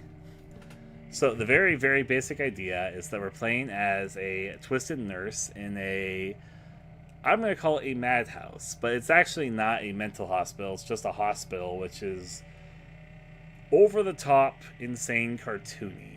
So, yeah. This project idea involves kind of crazy nurse in kind of a madhouse hospital who is doing inhumane experiments. And we're playing as a character who has a bunch of moral choices. And it's a very, I will say it's a very loud, cartoony, colorful, twisted game. Is the way I would describe that. So that is the very basic, very, very basic idea of Pale Sugar. We'll talk more about that in a little bit, but again, I will continue on to the next. I enjoy her design too. That sketch was by Grayson. The sprite was by me. Yeah. Now then, next up on the list after Pale Sugar, we only have a few more to go, so we're making pretty good progress in terms of just talking about the basics. This one is always embarrassing to say out loud, but I do sincerely mean it. Good Day Hysteria, which I would put as a medium project as well. Good Day Hysteria is a project I've had in my head for a while, and I'm going to be 100% sincere and vulnerable and honest of where the idea is coming from. I really love Doki Doki Literature Club. And there is stuff that tries to be like Doki Doki Literature Club, but I don't think it's as good. And it's been almost a decade since that game. And I'm actually sad that there's nothing else like out there that's like it. So I have always thought, Ryan, if you ever really love something and there's not more and you want there to be more, maybe you should just make it. And so that was the initial idea of Good Day Hysteria. I would like to make it. I'll talk more about the actual original idea later, but honestly, it's like, hey, Ryan, would you like to make Doki Doki 2? And I'm like, well, maybe. I'll think about it. But hey, we'll talk more about that when we talk about it. The next one is a really basic idea. I have a more proper name for this. Like, the palace of insanity, basically. But we'll talk about this. I have thought for a while about making a host game show game. I think a lot of people like the host. I like the host. We've actually never had a game that's focused more on the game show side of the host. That might be fun to make. And so there's that idea. I've thought about doing that for a bit. So there we go. That probably would be fun. That's all I'm going to say about it. We'll come back to that one right now. We have two more, which I'm going to list here.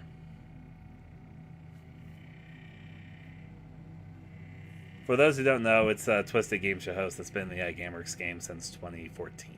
So, anyways, we got two more to say, and I will talk about it.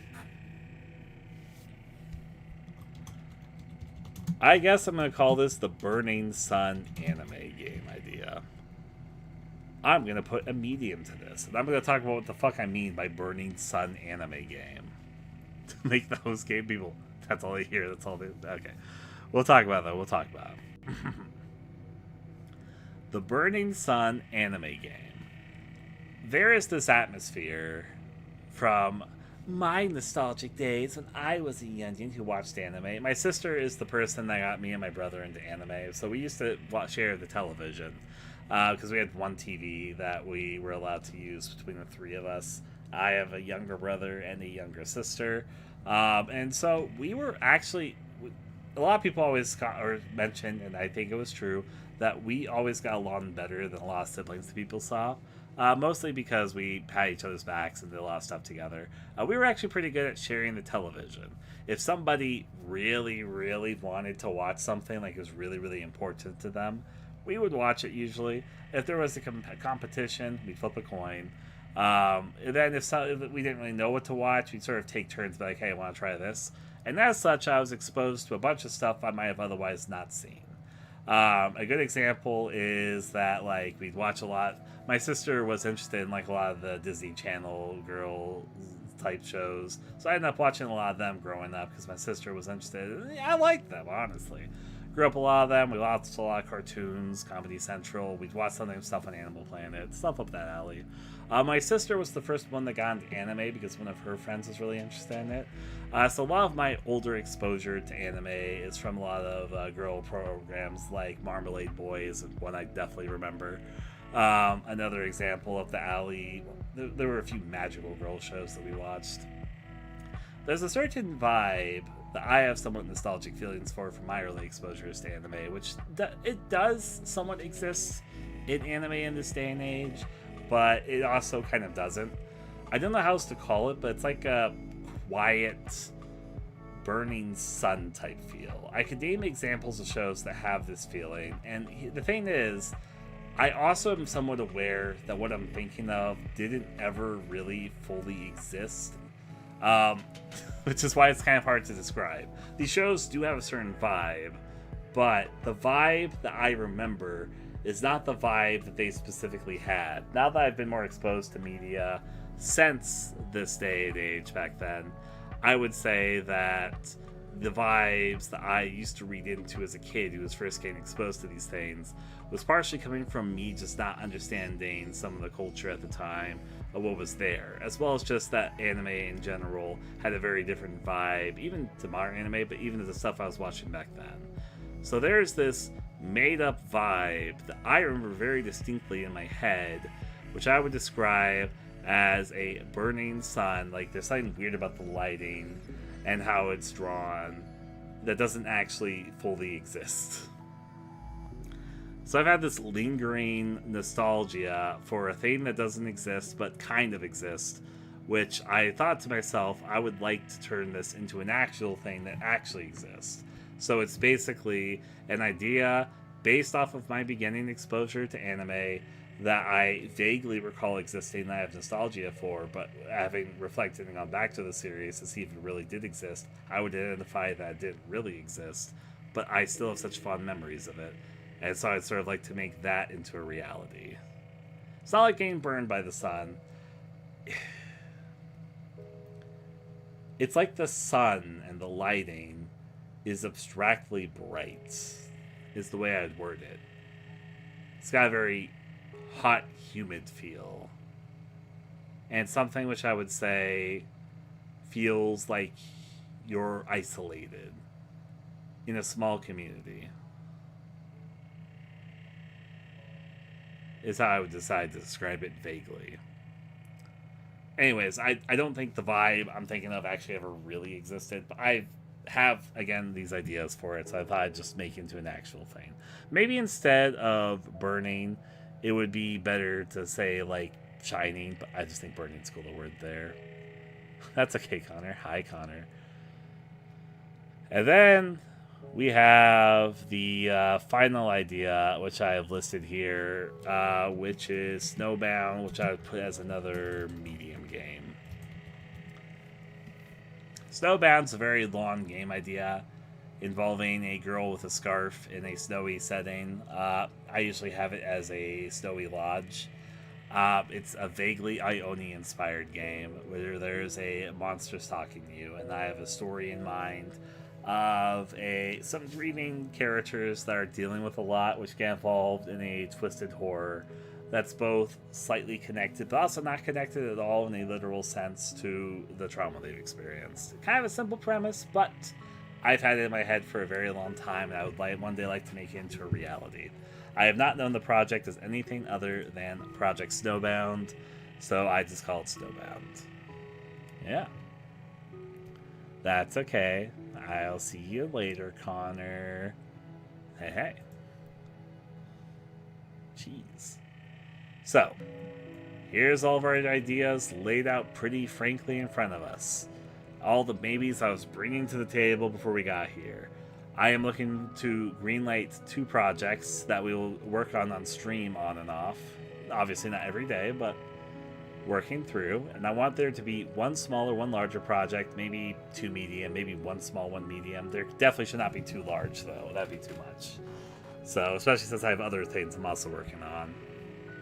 And I can emphasize and build upon each and every single one of these. You guys are really loving cheese right now. I'll say please stop with too much of the emote spam. I don't mind a little bit of it, but too much of it, it gets like... There's some super shredded cheese. Hope it was very good, Pupper. I can only see a hot dog on... It's part of the fun of it, but hey, hey. So, let's actually talk about what these are and what we would like to do. Before I explain these more in depth, for those who don't mind answering, do you guys have any questions about any of these project ideas in front of you? If it's about all of them, we'll go over all of them in a little bit, but is there any specific questions before I move on to the next step of this?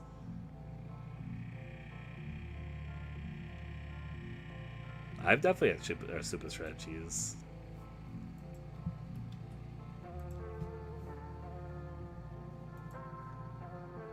Hey, hey. I'm gonna have this little area down here for myself, so let me move these a bit higher, so I have a little more doodling room, I guess, the way I'd word it.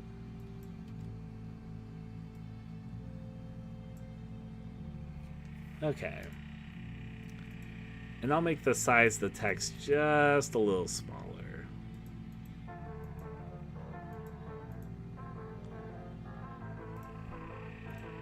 Okay. Hey.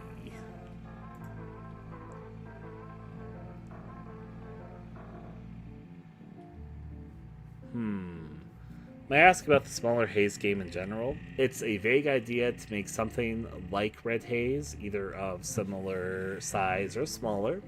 I have a few other haze games I've experimented with over the years, and the 2 which I definitely have settled on to be made is Static Haze, the priority, and somewhere in the future I'd like to make a Red Haze too. But those both are more ambitious projects. I somewhat would like to just work on a smaller haze game that I can mostly work on by myself, while those 2 games I definitely need help to be made. So, yeah. The setting isn't very specific. This is more of a I would like to make this type of game idea than a specific idea. If we decide to do that idea for the smaller haze game, we'd probably pick a setting, a character, and then start building it on stream. Is the really basic idea behind it. I'm going to stuff since I know some of these already. Makes sense, Lay. I like chili cheese. Yeah. To create a Moonflower, the Leave game, purely as those are the most interesting ones to me. Makes sense, Connor. I will keep that in mind. I have to write it down to make sure I remember. And leave. I would say it's somewhere between the original idea for Shaw's Surrender and the Halloween Project. The Halloween Project and Shaw have a lot in common, and there's some combined elements because I think that they kind of mesh together to make a stronger overall project. A lot of the description you might have realized came from the original Shaw's Surrender, but there's a few tidbits that I carried over from the Halloween Project. In my mind, they're vaguely one the same, so... But all these ideas were also subject to, obviously, in my experience, games go through several different phases of conceptual design. There's the initial idea, then there's building on the idea over time, and then when you're actually designing them, there's changes in the process of designing them. So, there's 3 options that most take your attention right now. Let's see. And I will talk more about each of these just to emphasize a bit. I'll try not to spend too long so we're not like giving essays for each one that you forget what everyone's about. I could actually probably right this very second describe these like this. I'm going to sit here and I'm going to take a sip of water and I'm going to describe each of these games in like a few sentences to the best of my ability. And I can definitely sketch stuff out to explain them, to try and express something if we want to talk more in depth about them. But first, a sip of water because my mouth's a little dry.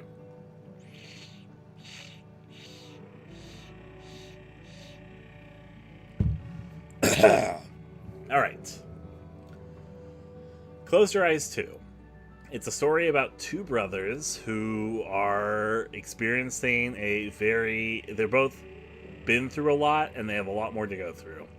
It is the game that I've worked on that's made me the most emotional working on it. It's based off of a couple real world tragedies, but it's not going to be based off a true story. It's just inspired by my thoughts and feelings about those 2 tragedies. It is a sequel to Close Your Eyes. Thematically, it's similar, but it stars very, very different characters. The host is in it, obviously, but outside of him, the cast is completely different. I would say I think it might be one of the darkest and most emotional games I ever work on. It's been my idea for the sequel to Close Your Eyes for a while now that I would really like to see reality. The only reason I never work on it is because every single time I think about working on it, I'm like, well, I should probably finish the remake of Close Your Eyes first. But I am working on the remake of Close Your Eyes, so maybe I could literally just work on both of them side by side, and they probably get finished around the same time. And then I think that there's something kind of beautiful about that, and it's a game which I have a deep-rooted feelings and emotions and thoughts about in my heart. I think it could end up being one of the best games I've ever made, but it also definitely would be a very heavy game, is the way I'd decide to word about it. Dark Fairy Tale RPG Maker Horror. For a very, very, very, very long time, I've wanted to make a game up the alley of things like Eve, Witch's House, Mad Father. A more typical RPG Maker horror game, the sort of dark fairy tale, dark fantasy type with the petite, small protagonist that deals with a bunch of fucked up shit. But that's usually a little lighter on horror.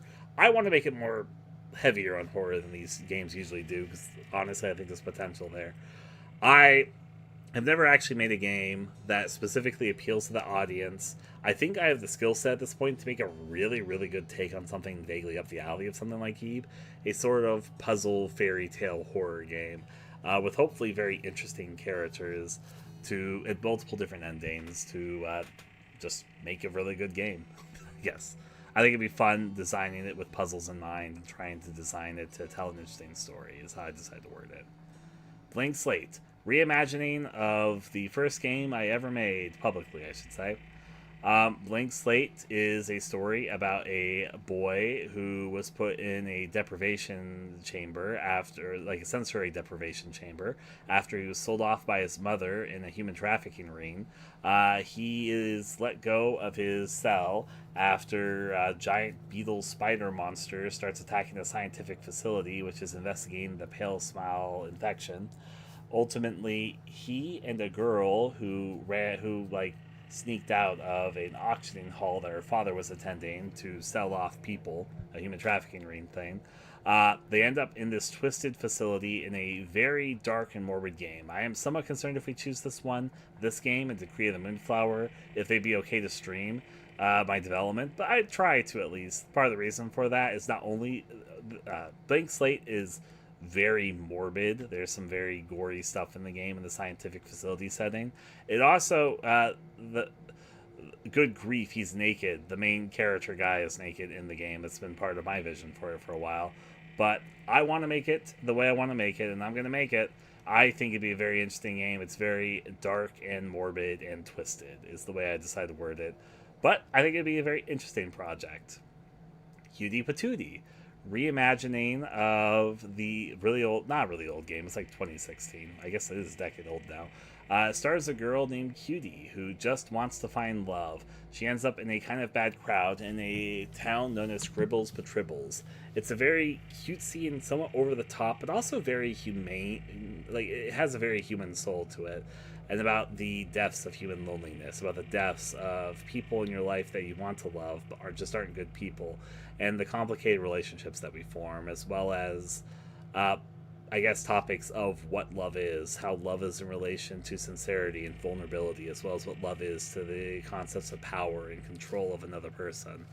And it explores a lot of complicated topics while also going through a very colorful, upbeat style of a character who's going through a lot. So, hey. After Cutie Patootie, we have Decree of the Moonflower. Decree of the Moonflower is about a society, a castle that floats in an abyss, in a palace that only has the palace of the moon, with life forms that only exist of humans, moonflowers, and shadows. We follow the Princess of Dusk, who is one of several princesses who ends up involved in a terrorist organization that wears animal masks and want to take down the matriarchy, because it's a matriarchy. The queen is getting ready for the end of her term. At the end of the queen's term, they send to the moon as part of a ritual, and the new queen is going to be selected. But our princess is revoked due to her connections to a terrorist organization, due to somebody that she loved. She gets demoted and stripped of her position as queen, and ends up at the bottom tier of society, where they live in a society where all that exists in the kingdom and this abyss that they float in is humans, moonflowers, and shadows. You can't eat shadows. Moonflowers are toxic to people, so the only thing for the people to eat are other people. So she ends up in the livestock quarters at the bottom ring of their society. Yeah. Nope, she's not a golem. She is the Princess of Dusk. There's other princesses that are named after times of day, I should mention. This one, similar to Blank Slate, is... Blank Slate has a nude male protagonist. Decree of the Moonflower has a nude female protagonist. Both these games, I somewhat question because they have very, very dark subject matter that are in the games. But I'm determined to make them at some point in my life, so I would make them. But those are my strong feelings for Decree of the Moonflower. I have a very strong vision for a very dark adult fairy tale type setup. That's all I'm going to say to that one. Next up is a smaller haze game. Though it's a smaller haze game, still a rather large project. I had a lot of fun making Red Haze. Like, it's one of the most fun dev cycles I've ever had. I would really like to make another haze game in the style of Red Haze. I am working on Static Haze with Grayson, but that's a larger project that's going to be slowly built up over time. I'm not going to stream the development of that one, and plus that's somewhat dependent on me and Grayson having time to work on it. I think it'd be fun to work on a haze game that's mostly reliant on my own time working on it on stream. I would love to make a haze game, whether we set it in like a school setting, an Arctic setting, a lighthouse setting. I just think it'd be a very fun stream project, and a very fun project to work on in general. It'd probably make a pretty good game, honestly. So a smaller haze game would probably be a pretty fun endeavor to follow. Then we've got the Lost Flash digital horror game. I have seen a ton of those Lost Flash games, I guess. Videos, I should say. They were inspired by Lacey's Wardrobe, was the first one that really got the craze started. There's been so many since then, and I still think there's a lot of potential in this subgenre, which hasn't fully been tapped into. I have a pretty fun idea in my head of how that could be realized into a fun game form. I've seen like over 300 of these. I'd probably start us watching a bunch of the videos if we were going to work on it. But I would think it'd be a lot of fun to make an entry into that subgenre that has a new take on it that I've thought about, the more I've watched how much missed potential there is in this subgenre. Is the way I decided to word it. Next up is the one room many endings game. I kind of have a fondness for games which have like a setup of one room, and there's many endings, and the game changes and the room changes as you get more and more endings. The very famous one, and the one that definitely most people think of when you say that description or in the RPG Maker scene, is the game Hello.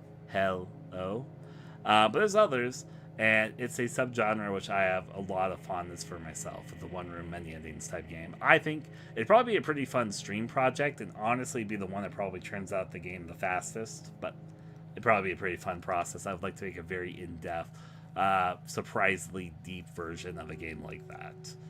Next up, there is a game which I consider one of my nemesises, which is the Steam game at Home Alone. There's 3 of them. Now, let me just say at the forefront, I don't hate the developer. I don't hate the game. This rivalry is not out of malice. It's out of competitiveness.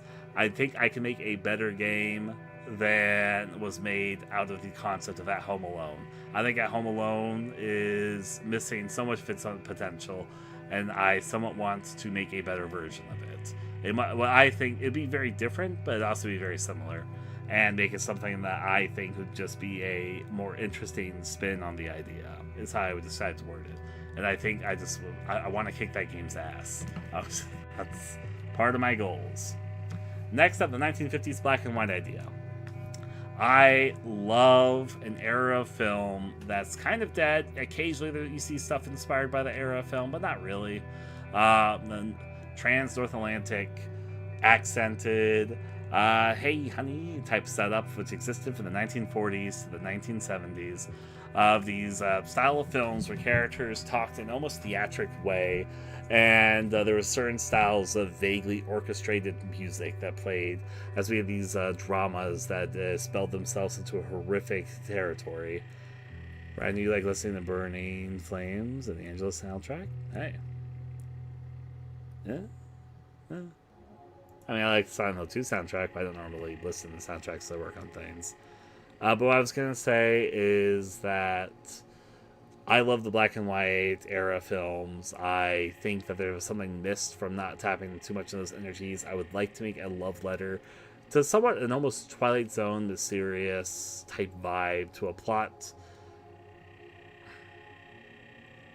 To me, the identifiable elements that I love about 1950s black and white films, there's a style to the writing and the accents the characters have. There's a style to this mysterious horror. The horror that existed then was less focused on being scary, and though I would like to make a more horrific turn on the style, I also think that there's a charm in how it's focused on these more kind of mysterious veil, character-driven drama styles that happen in these sort of movies from that era. There's a gothicness that I think was also lost from the vibe, and though I'm not so committed to the idea of purely being black and white, and I do like accented colors and stuff like that, I think that there's something that could come from being a love letter to that era of film. Next up, My Love Leave. There's an old horror game called Leave. That horror game is okay, but it's left a deep imprint of love in my heart for a long time.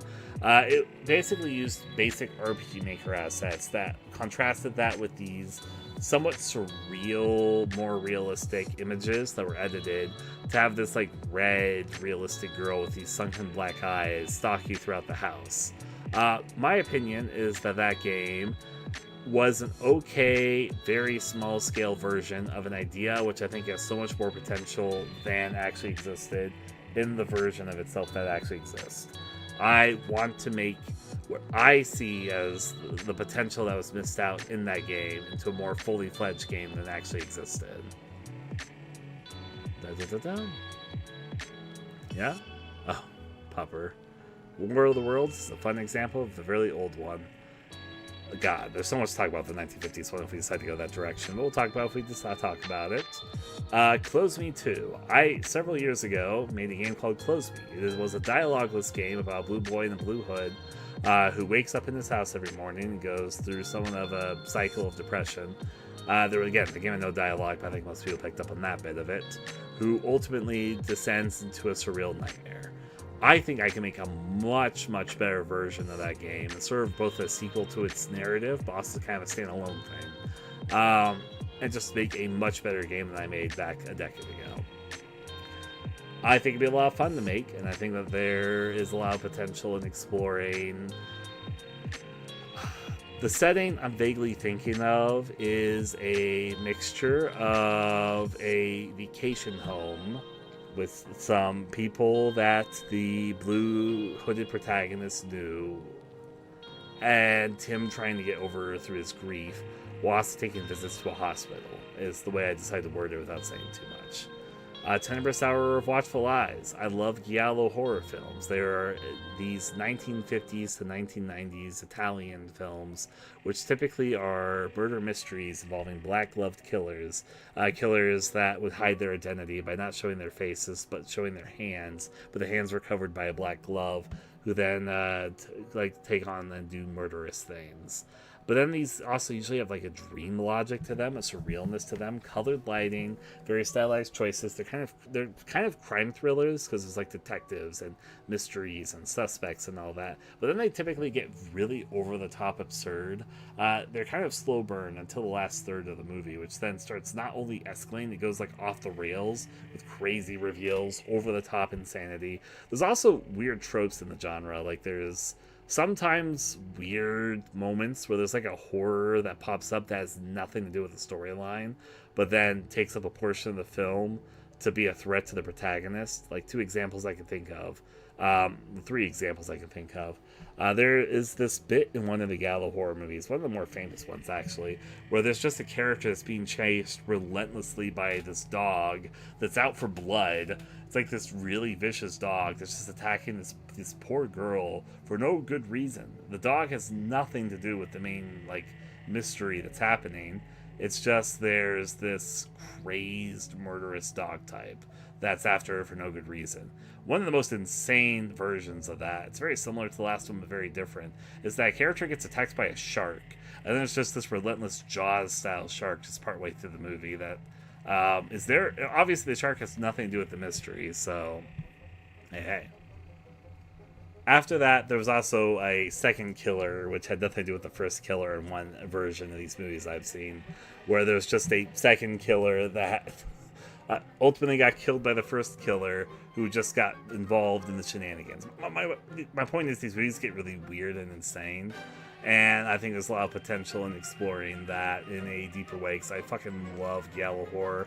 I love its crime thriller angle, its whodunit mysteries, its black-gloved killers. I love its colored lighting. I love its over-the-top music that starts playing when you start getting to these mundane activities.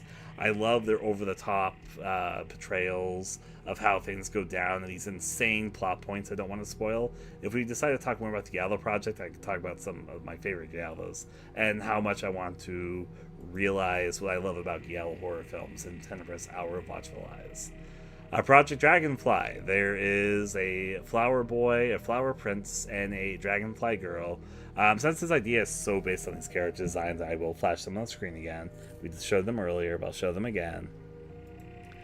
I have this idea about there being a tragic love story between the two of them. And something involving, I guess you'd call it an impossibly tall tower. Let me get this. I'm going to say this, Blaine. Can you try not to spam the chat too much with what you're spamming? This is my opinion. Put this here.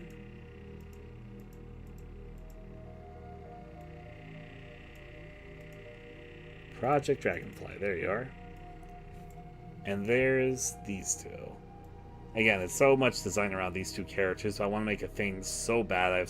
I have their personalities out of my head, and I want them to exist as these characters and tell a story with them really, really badly. And I've got this sort of tragic story involving a very, very tall tower that I have in my head. Shawl of Surrender. I want to follow the story of an autistic girl that wants to go to the moon by climbing a magic mountain. Involving a twisted take on dark magic. That's okay, don't worry too much about it. There's just a little too much of it, so. But yeah.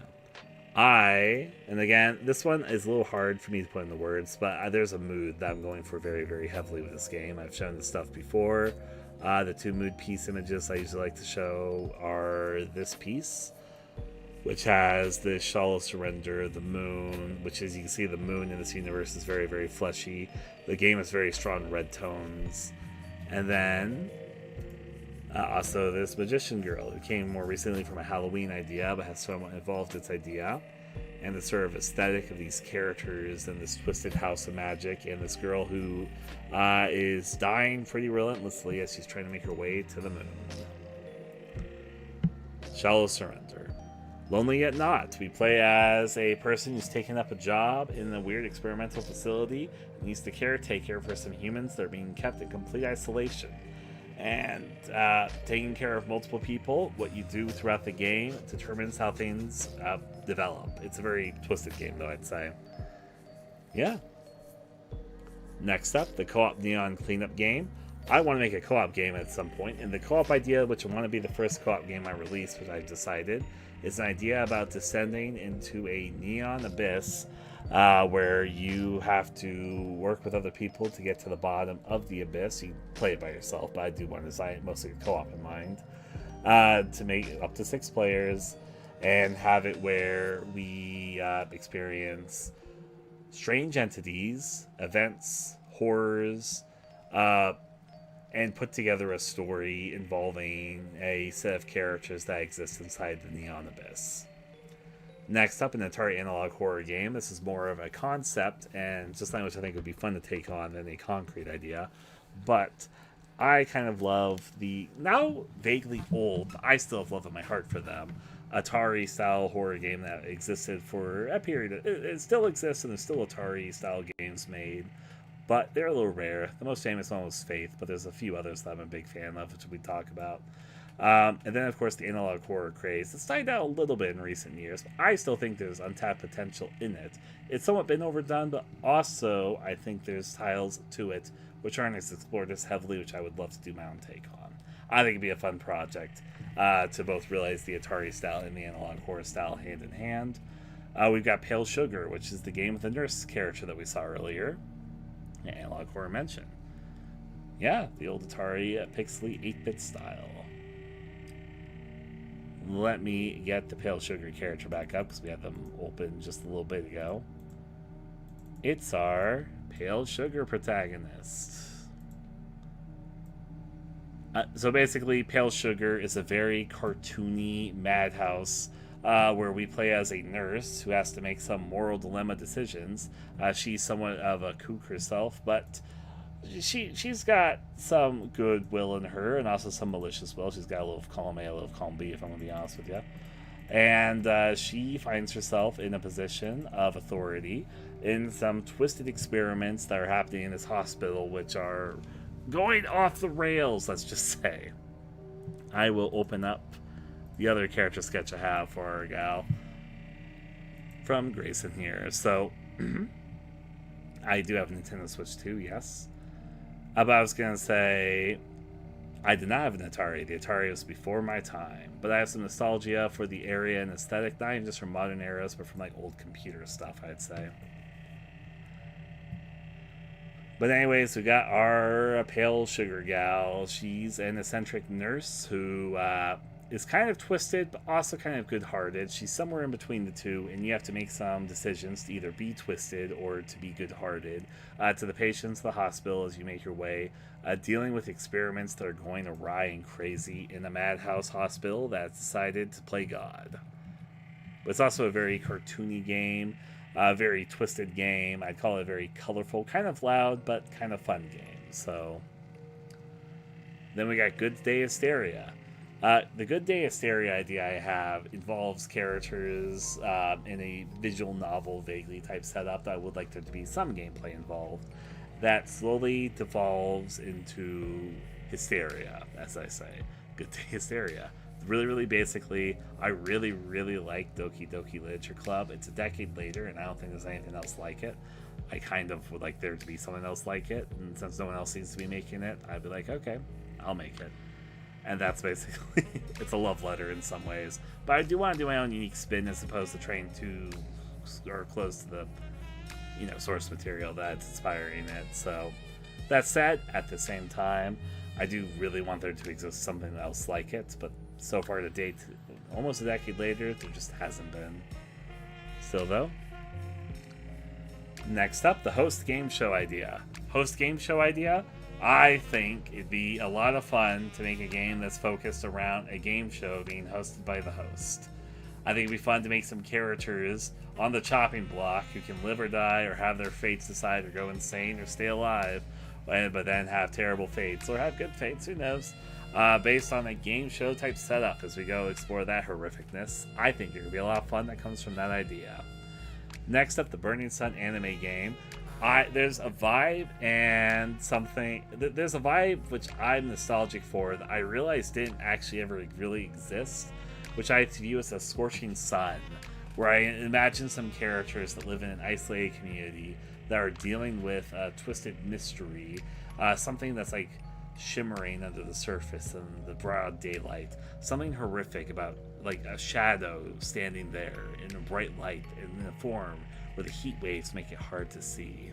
And this whole idea of there being something involving this tone that seems to be eroded on by almost letting it's too bright for it. It's a little hard for me to put into words, but it's like this weird nostalgic vibe to some of the early anime I saw, which I realized didn't ever actually exist, but I want to make this made-up vibe in my head into a real thing. And finally, Snowbound, which was an old idea, vaguely an Oi Oni style game, which stars a girl with a scarf who's dealing with great grief after the pass away of her boyfriend. She and the boyfriend's family go on a retreat together to a winter lodge where they start dealing with a monster and having to both deal with this new horror they found themselves in, as well as the grief that they were already handling with. There's far more to this idea than I'm saying as well, but it's an idea that I've been attached to for a very, very long time. So, hey. I can explain or re-explain or talk more about any of these. I kind of just gave a re-summary of each of these just for a refresher. But these ideas have been staying with me. And let's talk about this now. Hey, I might do this in a poll style. I think I can do polls, as you can see here popping up in the chat, in the main chat here. So it's very hard. So I like all of these concepts and would like to see them eventually. However, at the moment, I have to do with Close Me 2 for small and Host Game Show for large media. As you see. I have Connor's idea for Decree for large and Leave for small. As I said, I have a lot of ideas I like to make eventually. And all these ideas have been floating around in my head for a while, so there's a lot more than these. These are the ones I decided to focus in on. But yes. One room game would be a fun streaming game, but I want a Project Dragonfly and Shall Surrender. Alright, so I'll write that down for BT. Shall Surrender, Project Dragonfly, one room. Yep. I also will clarify, here's how I would describe it. I either want one large, one small, two mediums, one small, one medium, or three smalls. That is what I'm looking for. There is no world where I would accept two large, but I would accept one large. I also probably wouldn't do one large, one medium, if only because that's a little too much. But I would accept two mediums. I would accept one large, one small, one medium, one small, and I would accept three smalls. Is kind of where I would be at, if you guys want my full scope of what I think is reasonable. So I also would be willing to do two smalls, one medium, maybe, dependingly. I could probably be convinced, so. But not two smalls and a large. That would be too much. So.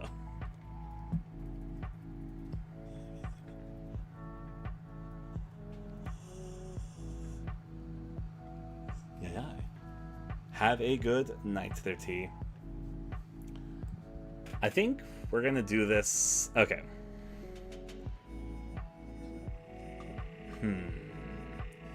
I'm pretty sure you can host polls also on... I'm trying to remember how you do it. I'm like 90% sure you can host polls here. But I forget. I'm less familiar with Twitch than I am YouTube. So, but you can see all these mod stuff here. But yeah, I guess I won't do the poll option because I think it'd take a little bit of time for me to figure out what I want to do specifically with the Twitch side. So, and we can discuss it anyways.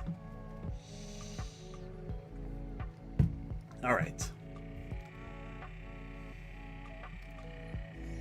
I have love in my heart for each of these ideas, and that makes it definitely harder to kill my children and kill what I want to do. It's not that I would never make these, it's just obviously going to be a priority for right now. I could, but then I want to ask a series of questions. It get a little complicated. I think it might be better just to leave it to chatting it out and coming to a decision. I don't need precise numbers anyway. This is more, let's decide something, let's talk about it. I definitely want people's feedback, but also what might be chosen might not specifically be the one that with the most votes. There can be arguments made for each of these, especially since there's some very contradictory things. Like, there could be two large projects that win, and then we have to decide and talk a little bit about which one we'd actually want to be, like, go forward with. There's a few ways this could go down, so I think that maybe just keeping it as a discourse might work out better. Now, with that said, God, there's so much here I want to do. I can probably eliminate a little bit. Some of these could vaguely be combined, but then there's also distinctions to them. But I do think there's a few ideas in my head and things I can eliminate for myself right now. I think the Nemesis Home Alone game would be very different to the usual Yai game style, and that is good. Yeah. I sometimes like making things very similar to things I've made, and also making things very, very different. There's a few here which I think would be interesting vibes to go for. I think I can eliminate the Atari analog horror idea, and here's the reason I think I can eliminate it. If somebody really wanted this one, please speak up, because I'm about to delete it. But I think if I had to choose between that and the Lost Flash Digital Horror, which I think there's similarities there, I would personally choose to do the Lost Flash Digital Horror game. So I think I'm going to eliminate the analog horror Atari game idea. I have deleted it at the moment, but if you guys want to make a good case for it, I can obviously write it back in. Just right now spacing things a bit differently.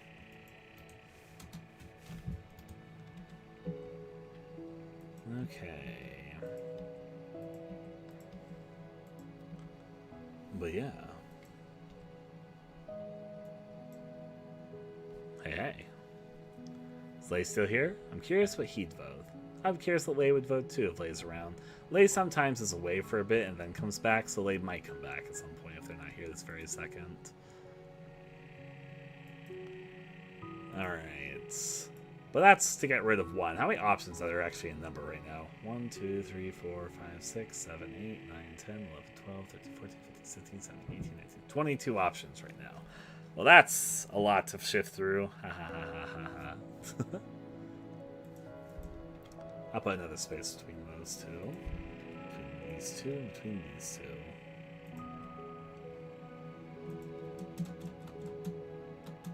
Okay. That'd be pretty good there for the second in terms of spacing.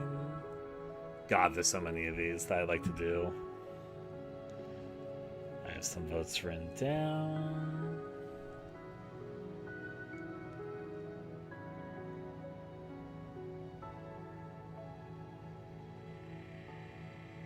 Close me host.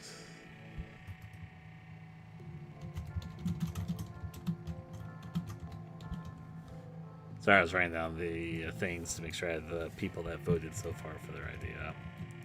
I do know that Shaw, both Grayson and Sten got excited anytime the host game got brought up, so... Hi, Grayson. I was literally just saying, he got excited when the host game came out when he said I desire a host game. That's funny timing. And hi, Sten. I was paying attention to people's reactions, so...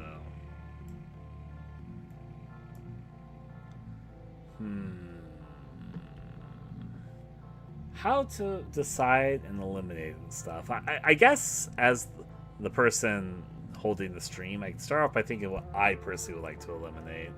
Though it's hard because they're all my children. But sometimes comparing them in my head helps me eliminate some. Is there anything that I feel similarly to the Atari game I could eliminate? I'm going to try to eliminate 2 more so I can get us down to 20. Honestly, even though I do like the idea for Lonely or Not, I think that one might not be the best stream game. So I'm actually going to get rid of it for now. And is there another one I think I can get rid of? Any idea? Can we pick up later? Some of these ideas I've had on my side for a very long time. God, anything more than that's a little too hard. I'm not going to lie. But I'd like to delete one more just so we have evenly spaced things. So let me think about it.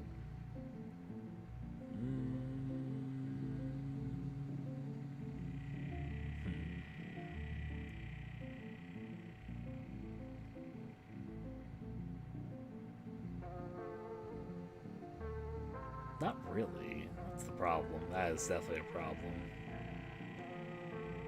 Alright, I guess it's gonna be like that for now, but I can't think of anything. I'm sorry I wasn't able to get us down to just 20. We're stuck at 21 right now. See, it feels less punchy to you because you don't have these movies. Let's talk black and white movies, alright? I'm sure I could find a good video to talk about this. In fact, I have been meaning to get like a separate window open for this type of talk anyways. Let's talk movies, darling.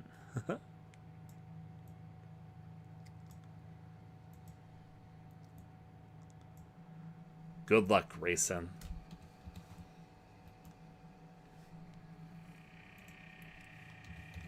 I'm going to talk about black and white movies for a second. I'm going to make my argument for it.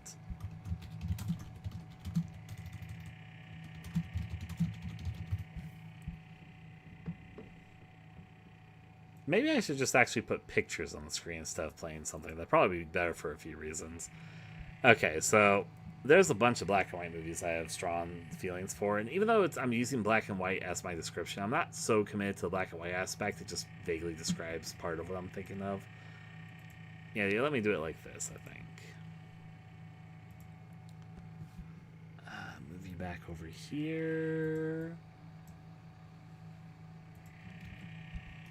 So, let's talk about some old black and white horror movies and some which I somewhat am thinking of when I think about this. I have a lot of love for the old movie Carnival of Souls. I will put up a picture of Carnival of Souls right now. It's an old film, really old film at this point. From it's from 1962. I will put some pictures of it up on the screen. Carnival of Souls is one... I'll talk about this movie first. I'll talk about some others. It has this very specific vibe. If you've never seen Carnival of Souls, I would recommend it. I think it's aged pretty well. It's about this woman who starts seeing these weird beings who seem like... like she feels like she's going... I'm going to blow this up, and it's going to be like really blurry. She's seen these weird, creepy-faced individuals that seem to be harassing her, and other people are gaslighting her like she's fucking crazy for talking about these people that she's seeing, who keep on drawing her to this, like, waterside amusement park type thing, which is why it's called the Carnival of Souls and all that. The plot isn't so much what I really like about this movie. This movie has this surreal, dreamy vibe of this woman just losing herself into an almost haunting, twisted beauty that's like toying with her. As she gets all this imagery and stuff of things that's like out of view, like these people that exist in the water that watch her, and these people that are like outside her window at her apartment watching her, and when she goes driving, the people are like watching her as she drives by, and this weird paranoia that's growing in of like these weird demented beings that are like just harassing this woman, and nobody seems to believe what she's going through, even though she's seen them everywhere. So yeah.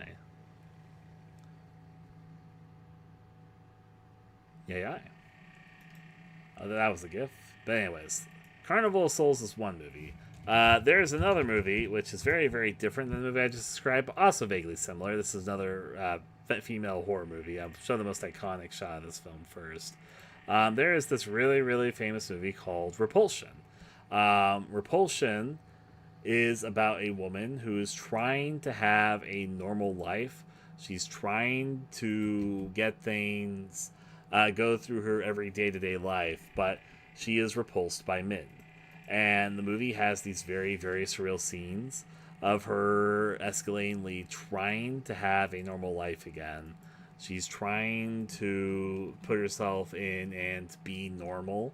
But, in fact, there's a really, really good poster for the movie with stuff.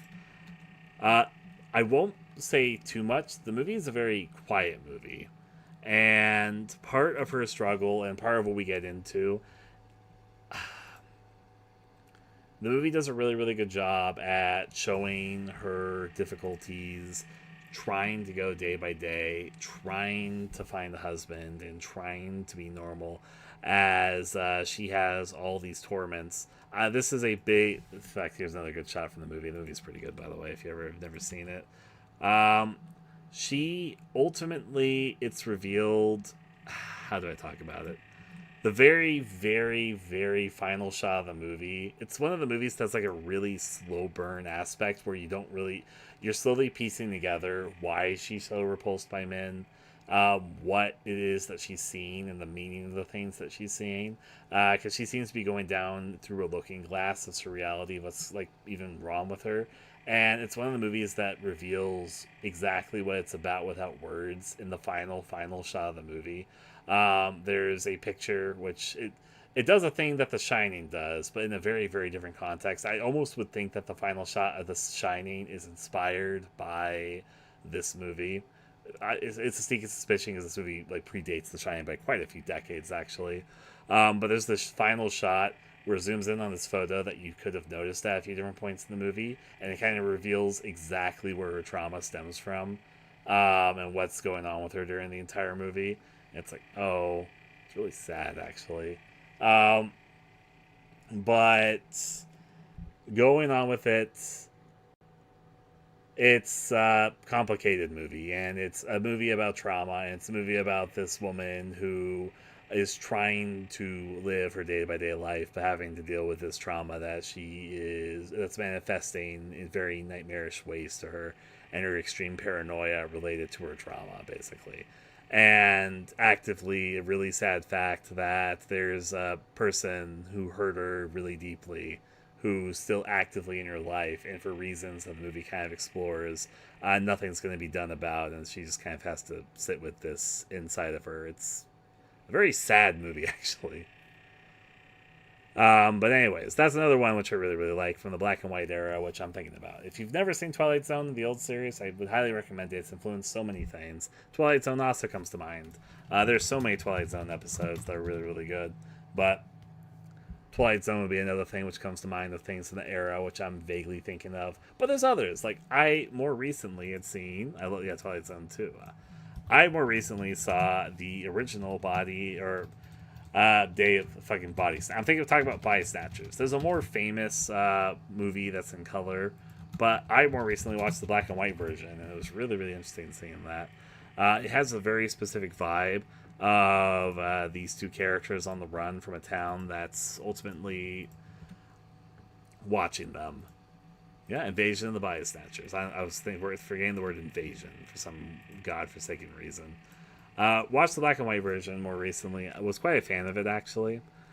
This is, of course, about the pod people that are replacing people in society and all that. You might be noticing a theme in a lot of the movies I'm talking about. And I'm sort of going to talk about this and what I mean when I talk about this black and white movie thing. There's this specific vibe of I'm not trying to say all black and white horror movies from this era were like this, because that's not true. But black horror movies before a specific era used to be more about being haunting than being scary. I would decide to use it. They would use mystery and intrigue to try and tell their stories. Now, there was nothing... There's obviously some schlock and stuff that existed before this era, But there was this era where special effects and the full extent of Hollywood was still very, very limited. So you get these very human horror stories because they couldn't afford too much in special effects and all that.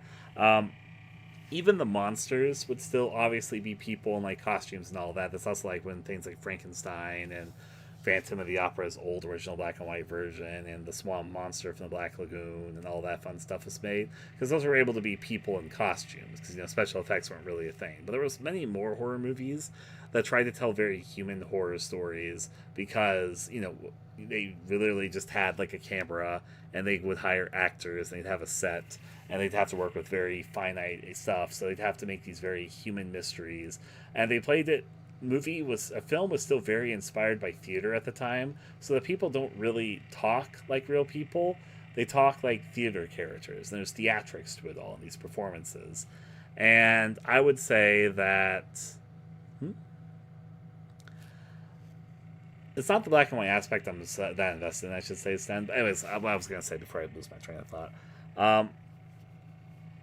There's this vibe to how things were acted out, which I'm a huge fan of. I partially want to show a trailer on the screen, but I also don't want to get the stream blocked. That's why I'm a little concerned because it's a little hard to guess what would be okay to show and not be okay to show when it comes to some old movies. But yeah, there's this very, very specific vibe to this black and white era, which I really like and would love to explore in a more sincere love letter to that style of film is the way I would choose to word it. There are some stuff which you kind of also have to accept from that era of film, which isn't specifically good or bad. Like, surprise, surprise, this is also from the era where there's almost always some sort of love story. Some of them feel more like fitting, while some of them feel a little bit more forced. There's usually a male and female lead, and they fall in love, and sometimes they're tragic, sometimes they're not, but that is usually an element of these movies. There's also usually the aspect where there's certain styles of idealism to the American dream. I would say that the horror that's explored in this era isn't like the seediness of America. Sometimes it is, like Repulsion is obviously about something being buried between people. And in Carnival of Souls, obviously the woman is feeling like she's being gaslit because nobody else seems to be able to see the things that she's seeing. That's like severely haunting her, and nobody really believes her. But at the exact same time, the horror is usually focused on something alien, something invading. There's a lot of high sci-fi concepts that are kind of explored in this era, and oddities happening in the normal day. I would say is a focus of a lot of these films from this specific era, as well as like monster movies were another thing that existed. Though I'm a little bit more interested in what psychological horror movies and sci-fi high concept movies were doing at the time, when horror was a bit more focused on what the team could deliver at the time. There are obviously other movies that have different vibes than what I'm describing right here, but that's sort of what I'm chasing, I'd say. Anyways, that is some about the black and white. That said, I said this back when we talked about it, and I'll say it again. I'm not as committed to the black and white aesthetic, in part because I do like color. But I'm just using black and white to sort of describe the era of film that I'm talking about more so than the aesthetic that I would choose to use. So, if I was to go for this style of movie, I would try to, not movie, but the style of game based off that era of film, I would try to keep the spirit of the film more than I would strictly the aesthetic of the time, because obviously it's an RPG Maker game. It's not going to look like an old black and white movie. But I would like to go for the vibes and energy those type of films had more than anything. So, that's just my 2 cents. There's us doing a deep dive on that one. If you guys want me to do a deep dive on any of these, just let me know, because we definitely talk more about it. But that's the reason why I'm not so willing to eliminate it, because I think it'd be a very interesting thing to pursue.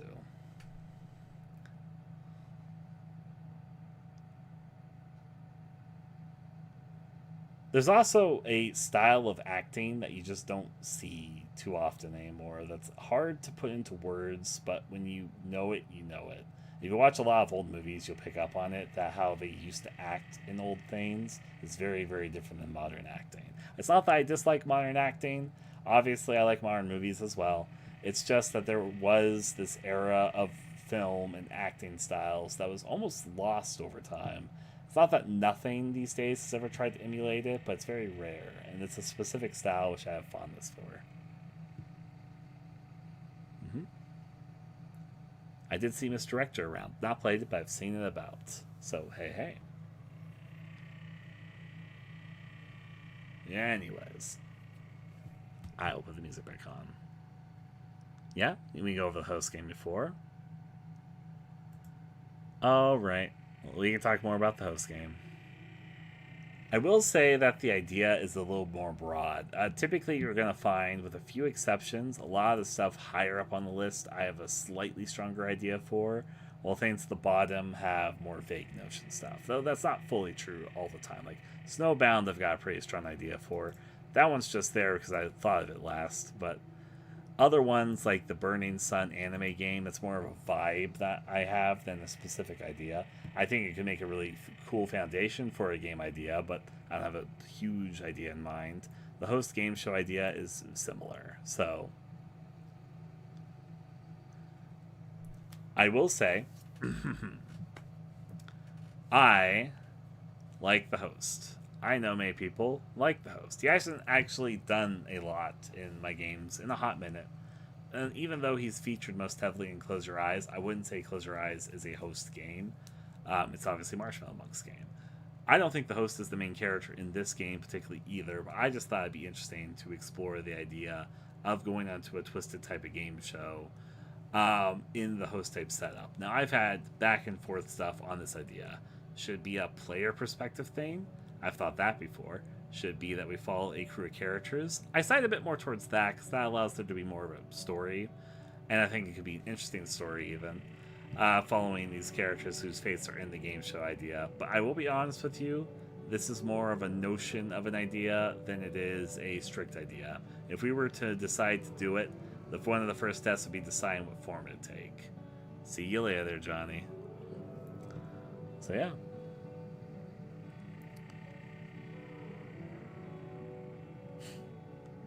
If you love Rockette, I hope you look forward to when we eventually do Red Haze 2, but that's not going to be in right now, so hey.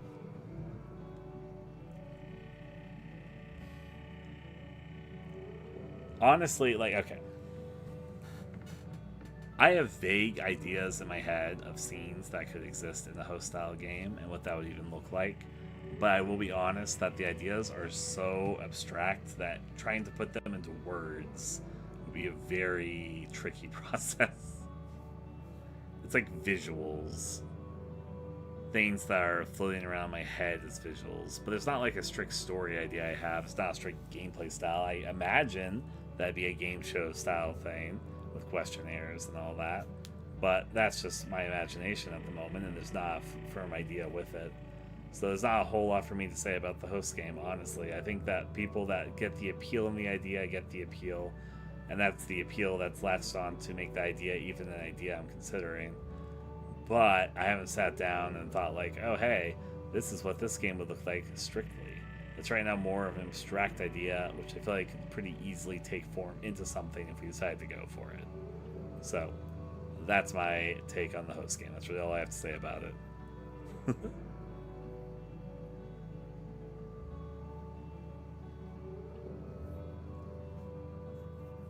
Da-da. Roll as it goes, as it goes. Is there any questions people have about specifically any of these? And then I'm gonna try and, even though it'll break my heart a little bit, try to eliminate some of these. So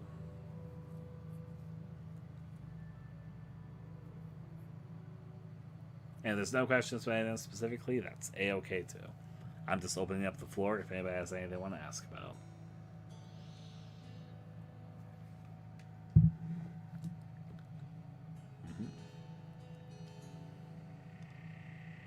Alright, the Neon Cleanup game. Okay, so I'm going to be open-hearted about this. This is directly inspired by something I've played in Gmod. Yeah, it should be okay to show these. There is a series of maps. How many of you have played Gary's Mod a lot?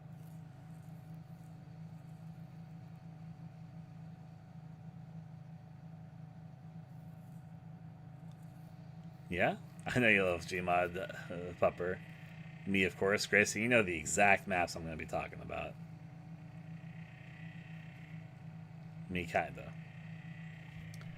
So I have been working on a video for what I would say are the top 100 horror maps in Gary's Mod. It's part of the Horror at Dusk YouTube channel thing that I want to do eventually. So I've been going out of my way to play all of the horror maps that have ever existed in Gary's Mod so I can make a top list. There is a very, very inspiring set of maps, and they're very, very, very simple. Gameplay wise, the really basic idea, the gameplay I want to do for the co-op game is a little bit more in depth than what I'm about to describe to you, but there is a cool idea vaguely in this, but it's very, very simple. The really, really basic gameplay of these maps is super simple on paper. You are on a map by yourself or with friends. You are walking through, and this is a series of maps I should mention. It's not a single map, it's a series of maps. I believe there's 4 or 5 of them currently. And there's another one that's in development right now.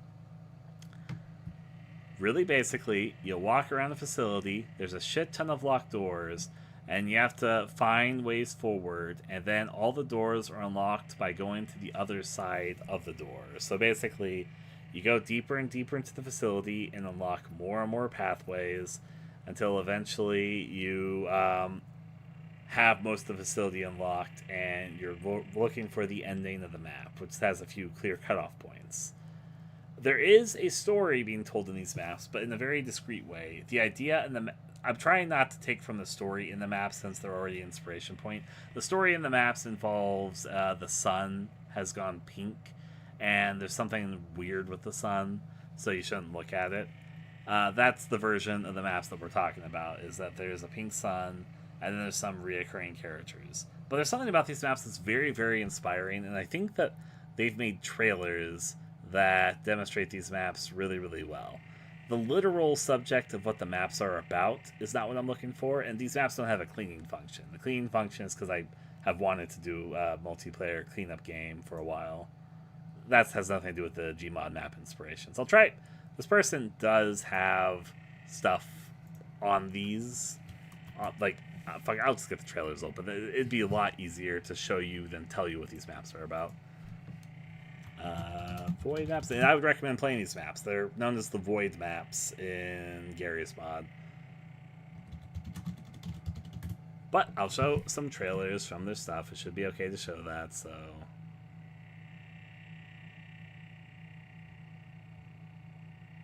I am looking for where the trailer is. Let's see.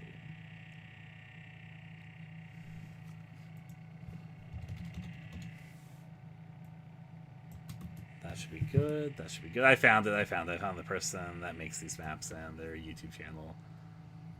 I will show... I guess I will show some of their random trailers, and hopefully these are good examples of what I'm talking about. You guys might hear something for a second, but it's just because I'm getting these ready to show off.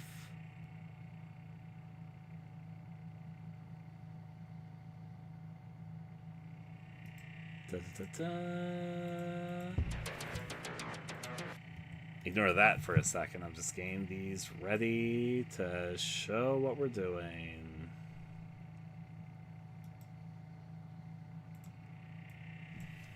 Who do you think you... We'll talk about you in a second.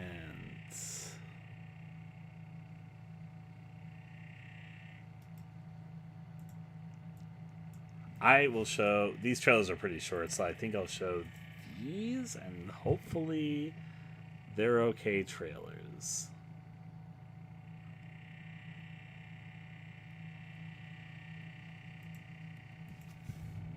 Okay. I found a few, and I will show the inspiration. They have a really cool aesthetic, by the way. You're going to notice that when you look at these. They have a really neat aesthetic. I will do this as a... Let me turn these off for a second. You're going to see a black screen for a moment. Let's show it like... Not like that. Yeah, okay. Actually, let's show it like this. I think that might be the easiest way. Not that. Okay. So here's the first trailer. I come back just to say, when is your next stream? Maybe tomorrow, maybe not. Depends on how things go. It'll probably be somewhere in the next few days. We'll probably start project work pretty shortly. Here is the first trailer I'm going to show.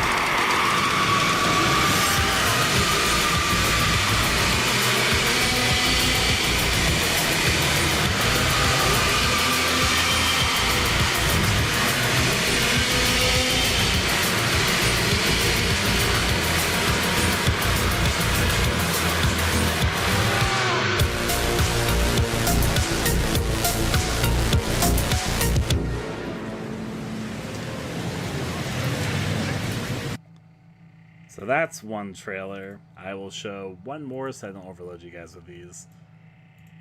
Which one would make the most sense to show? I guess you would make the most sense to show. Yeah, we'll show this one and then move on to talking about it a little bit more, then on to the next thing. So, this. Yeah. As I said, I think I already answered you with it. I'll say after this.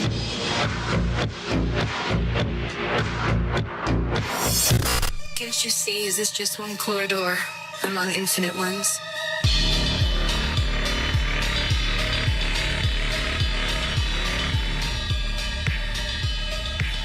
I was once like you. There was no hope out there. Just pain, sadness, and loneliness. Maybe be what I am was a bad choice. But what were my options?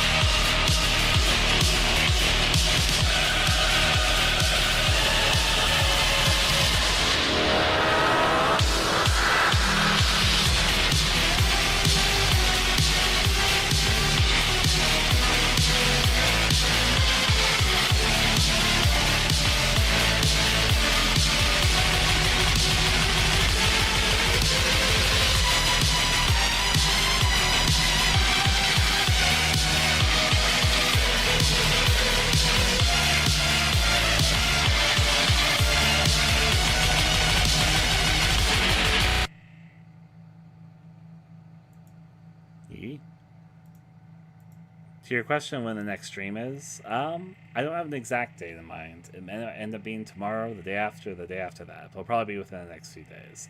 Either tomorrow or the day after that. So, let me now turn all these windows back on.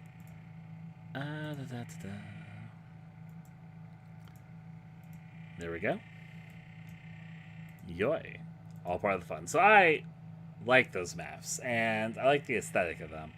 That said, I think that there's a lot of untapped potential, as there are with things that usually inspire me, which made me think, oh, hey, I think there's more there. So, Yes, that's Good Day Hysteria. So I definitely know about You, Me, and Her. I guess I could just say it as it is. One of my exes really, really loved You, Me, and Her. I've not played it yet to date. I definitely know stuff about it though. Still though? Be what it be, what it be.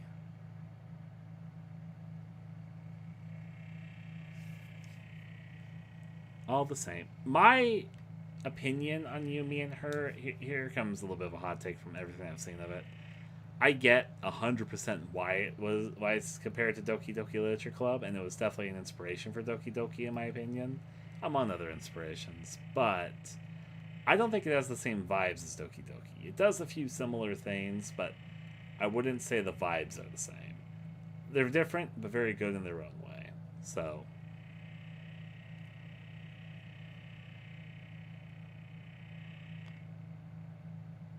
anyways, I'm going to finish saying what I'm saying about the Neon Cleanup game.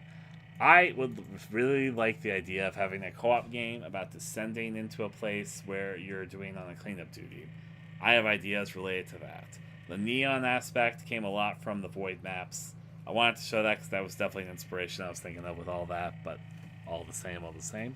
I think there's something fun about a co-op game which has a very clear story, but it's like a world building type story that isn't so much being told through like cutscenes, because in some ways cutscenes can be fun to watch, but also they're almost antithetical to the co-op design, though they're like a breather in between other things. So I think it's just interesting to have a story that's being told through the world that you're going through as you send more. Again, I like the cleanup style stuff and having oddities and these other characters than you and these entities being built up as you descend, but having somewhat open form so you can experience things differently based on how you and your friends go about it.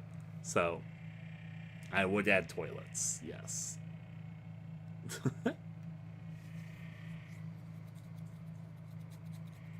So there it is. So the co-op neon cleanup idea.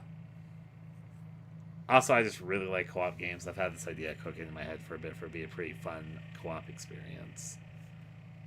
I think it'd be a lot of fun. Again, I'm a huge fan of the co-op game design. All the same, all the same. Hey, hey. Any other questions for any of these specific projects, or should we start eliminating some? Yeah.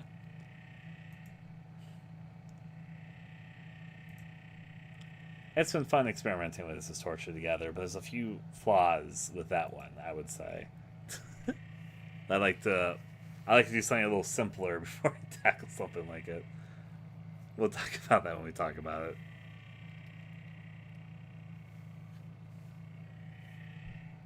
I will put the music back on as well. Hey. Now then. Doesn't sound like there's any huge questions for anymore, but if I see something come up, then yeah. Well, it'd be interesting to say. Hi, all this. I agree that there's this. Okay, so co-op horror has seen an uptick in the last few years, and some of them are quite good. But I also kind of miss there being more campaigny structured co-op horror. I think my one issue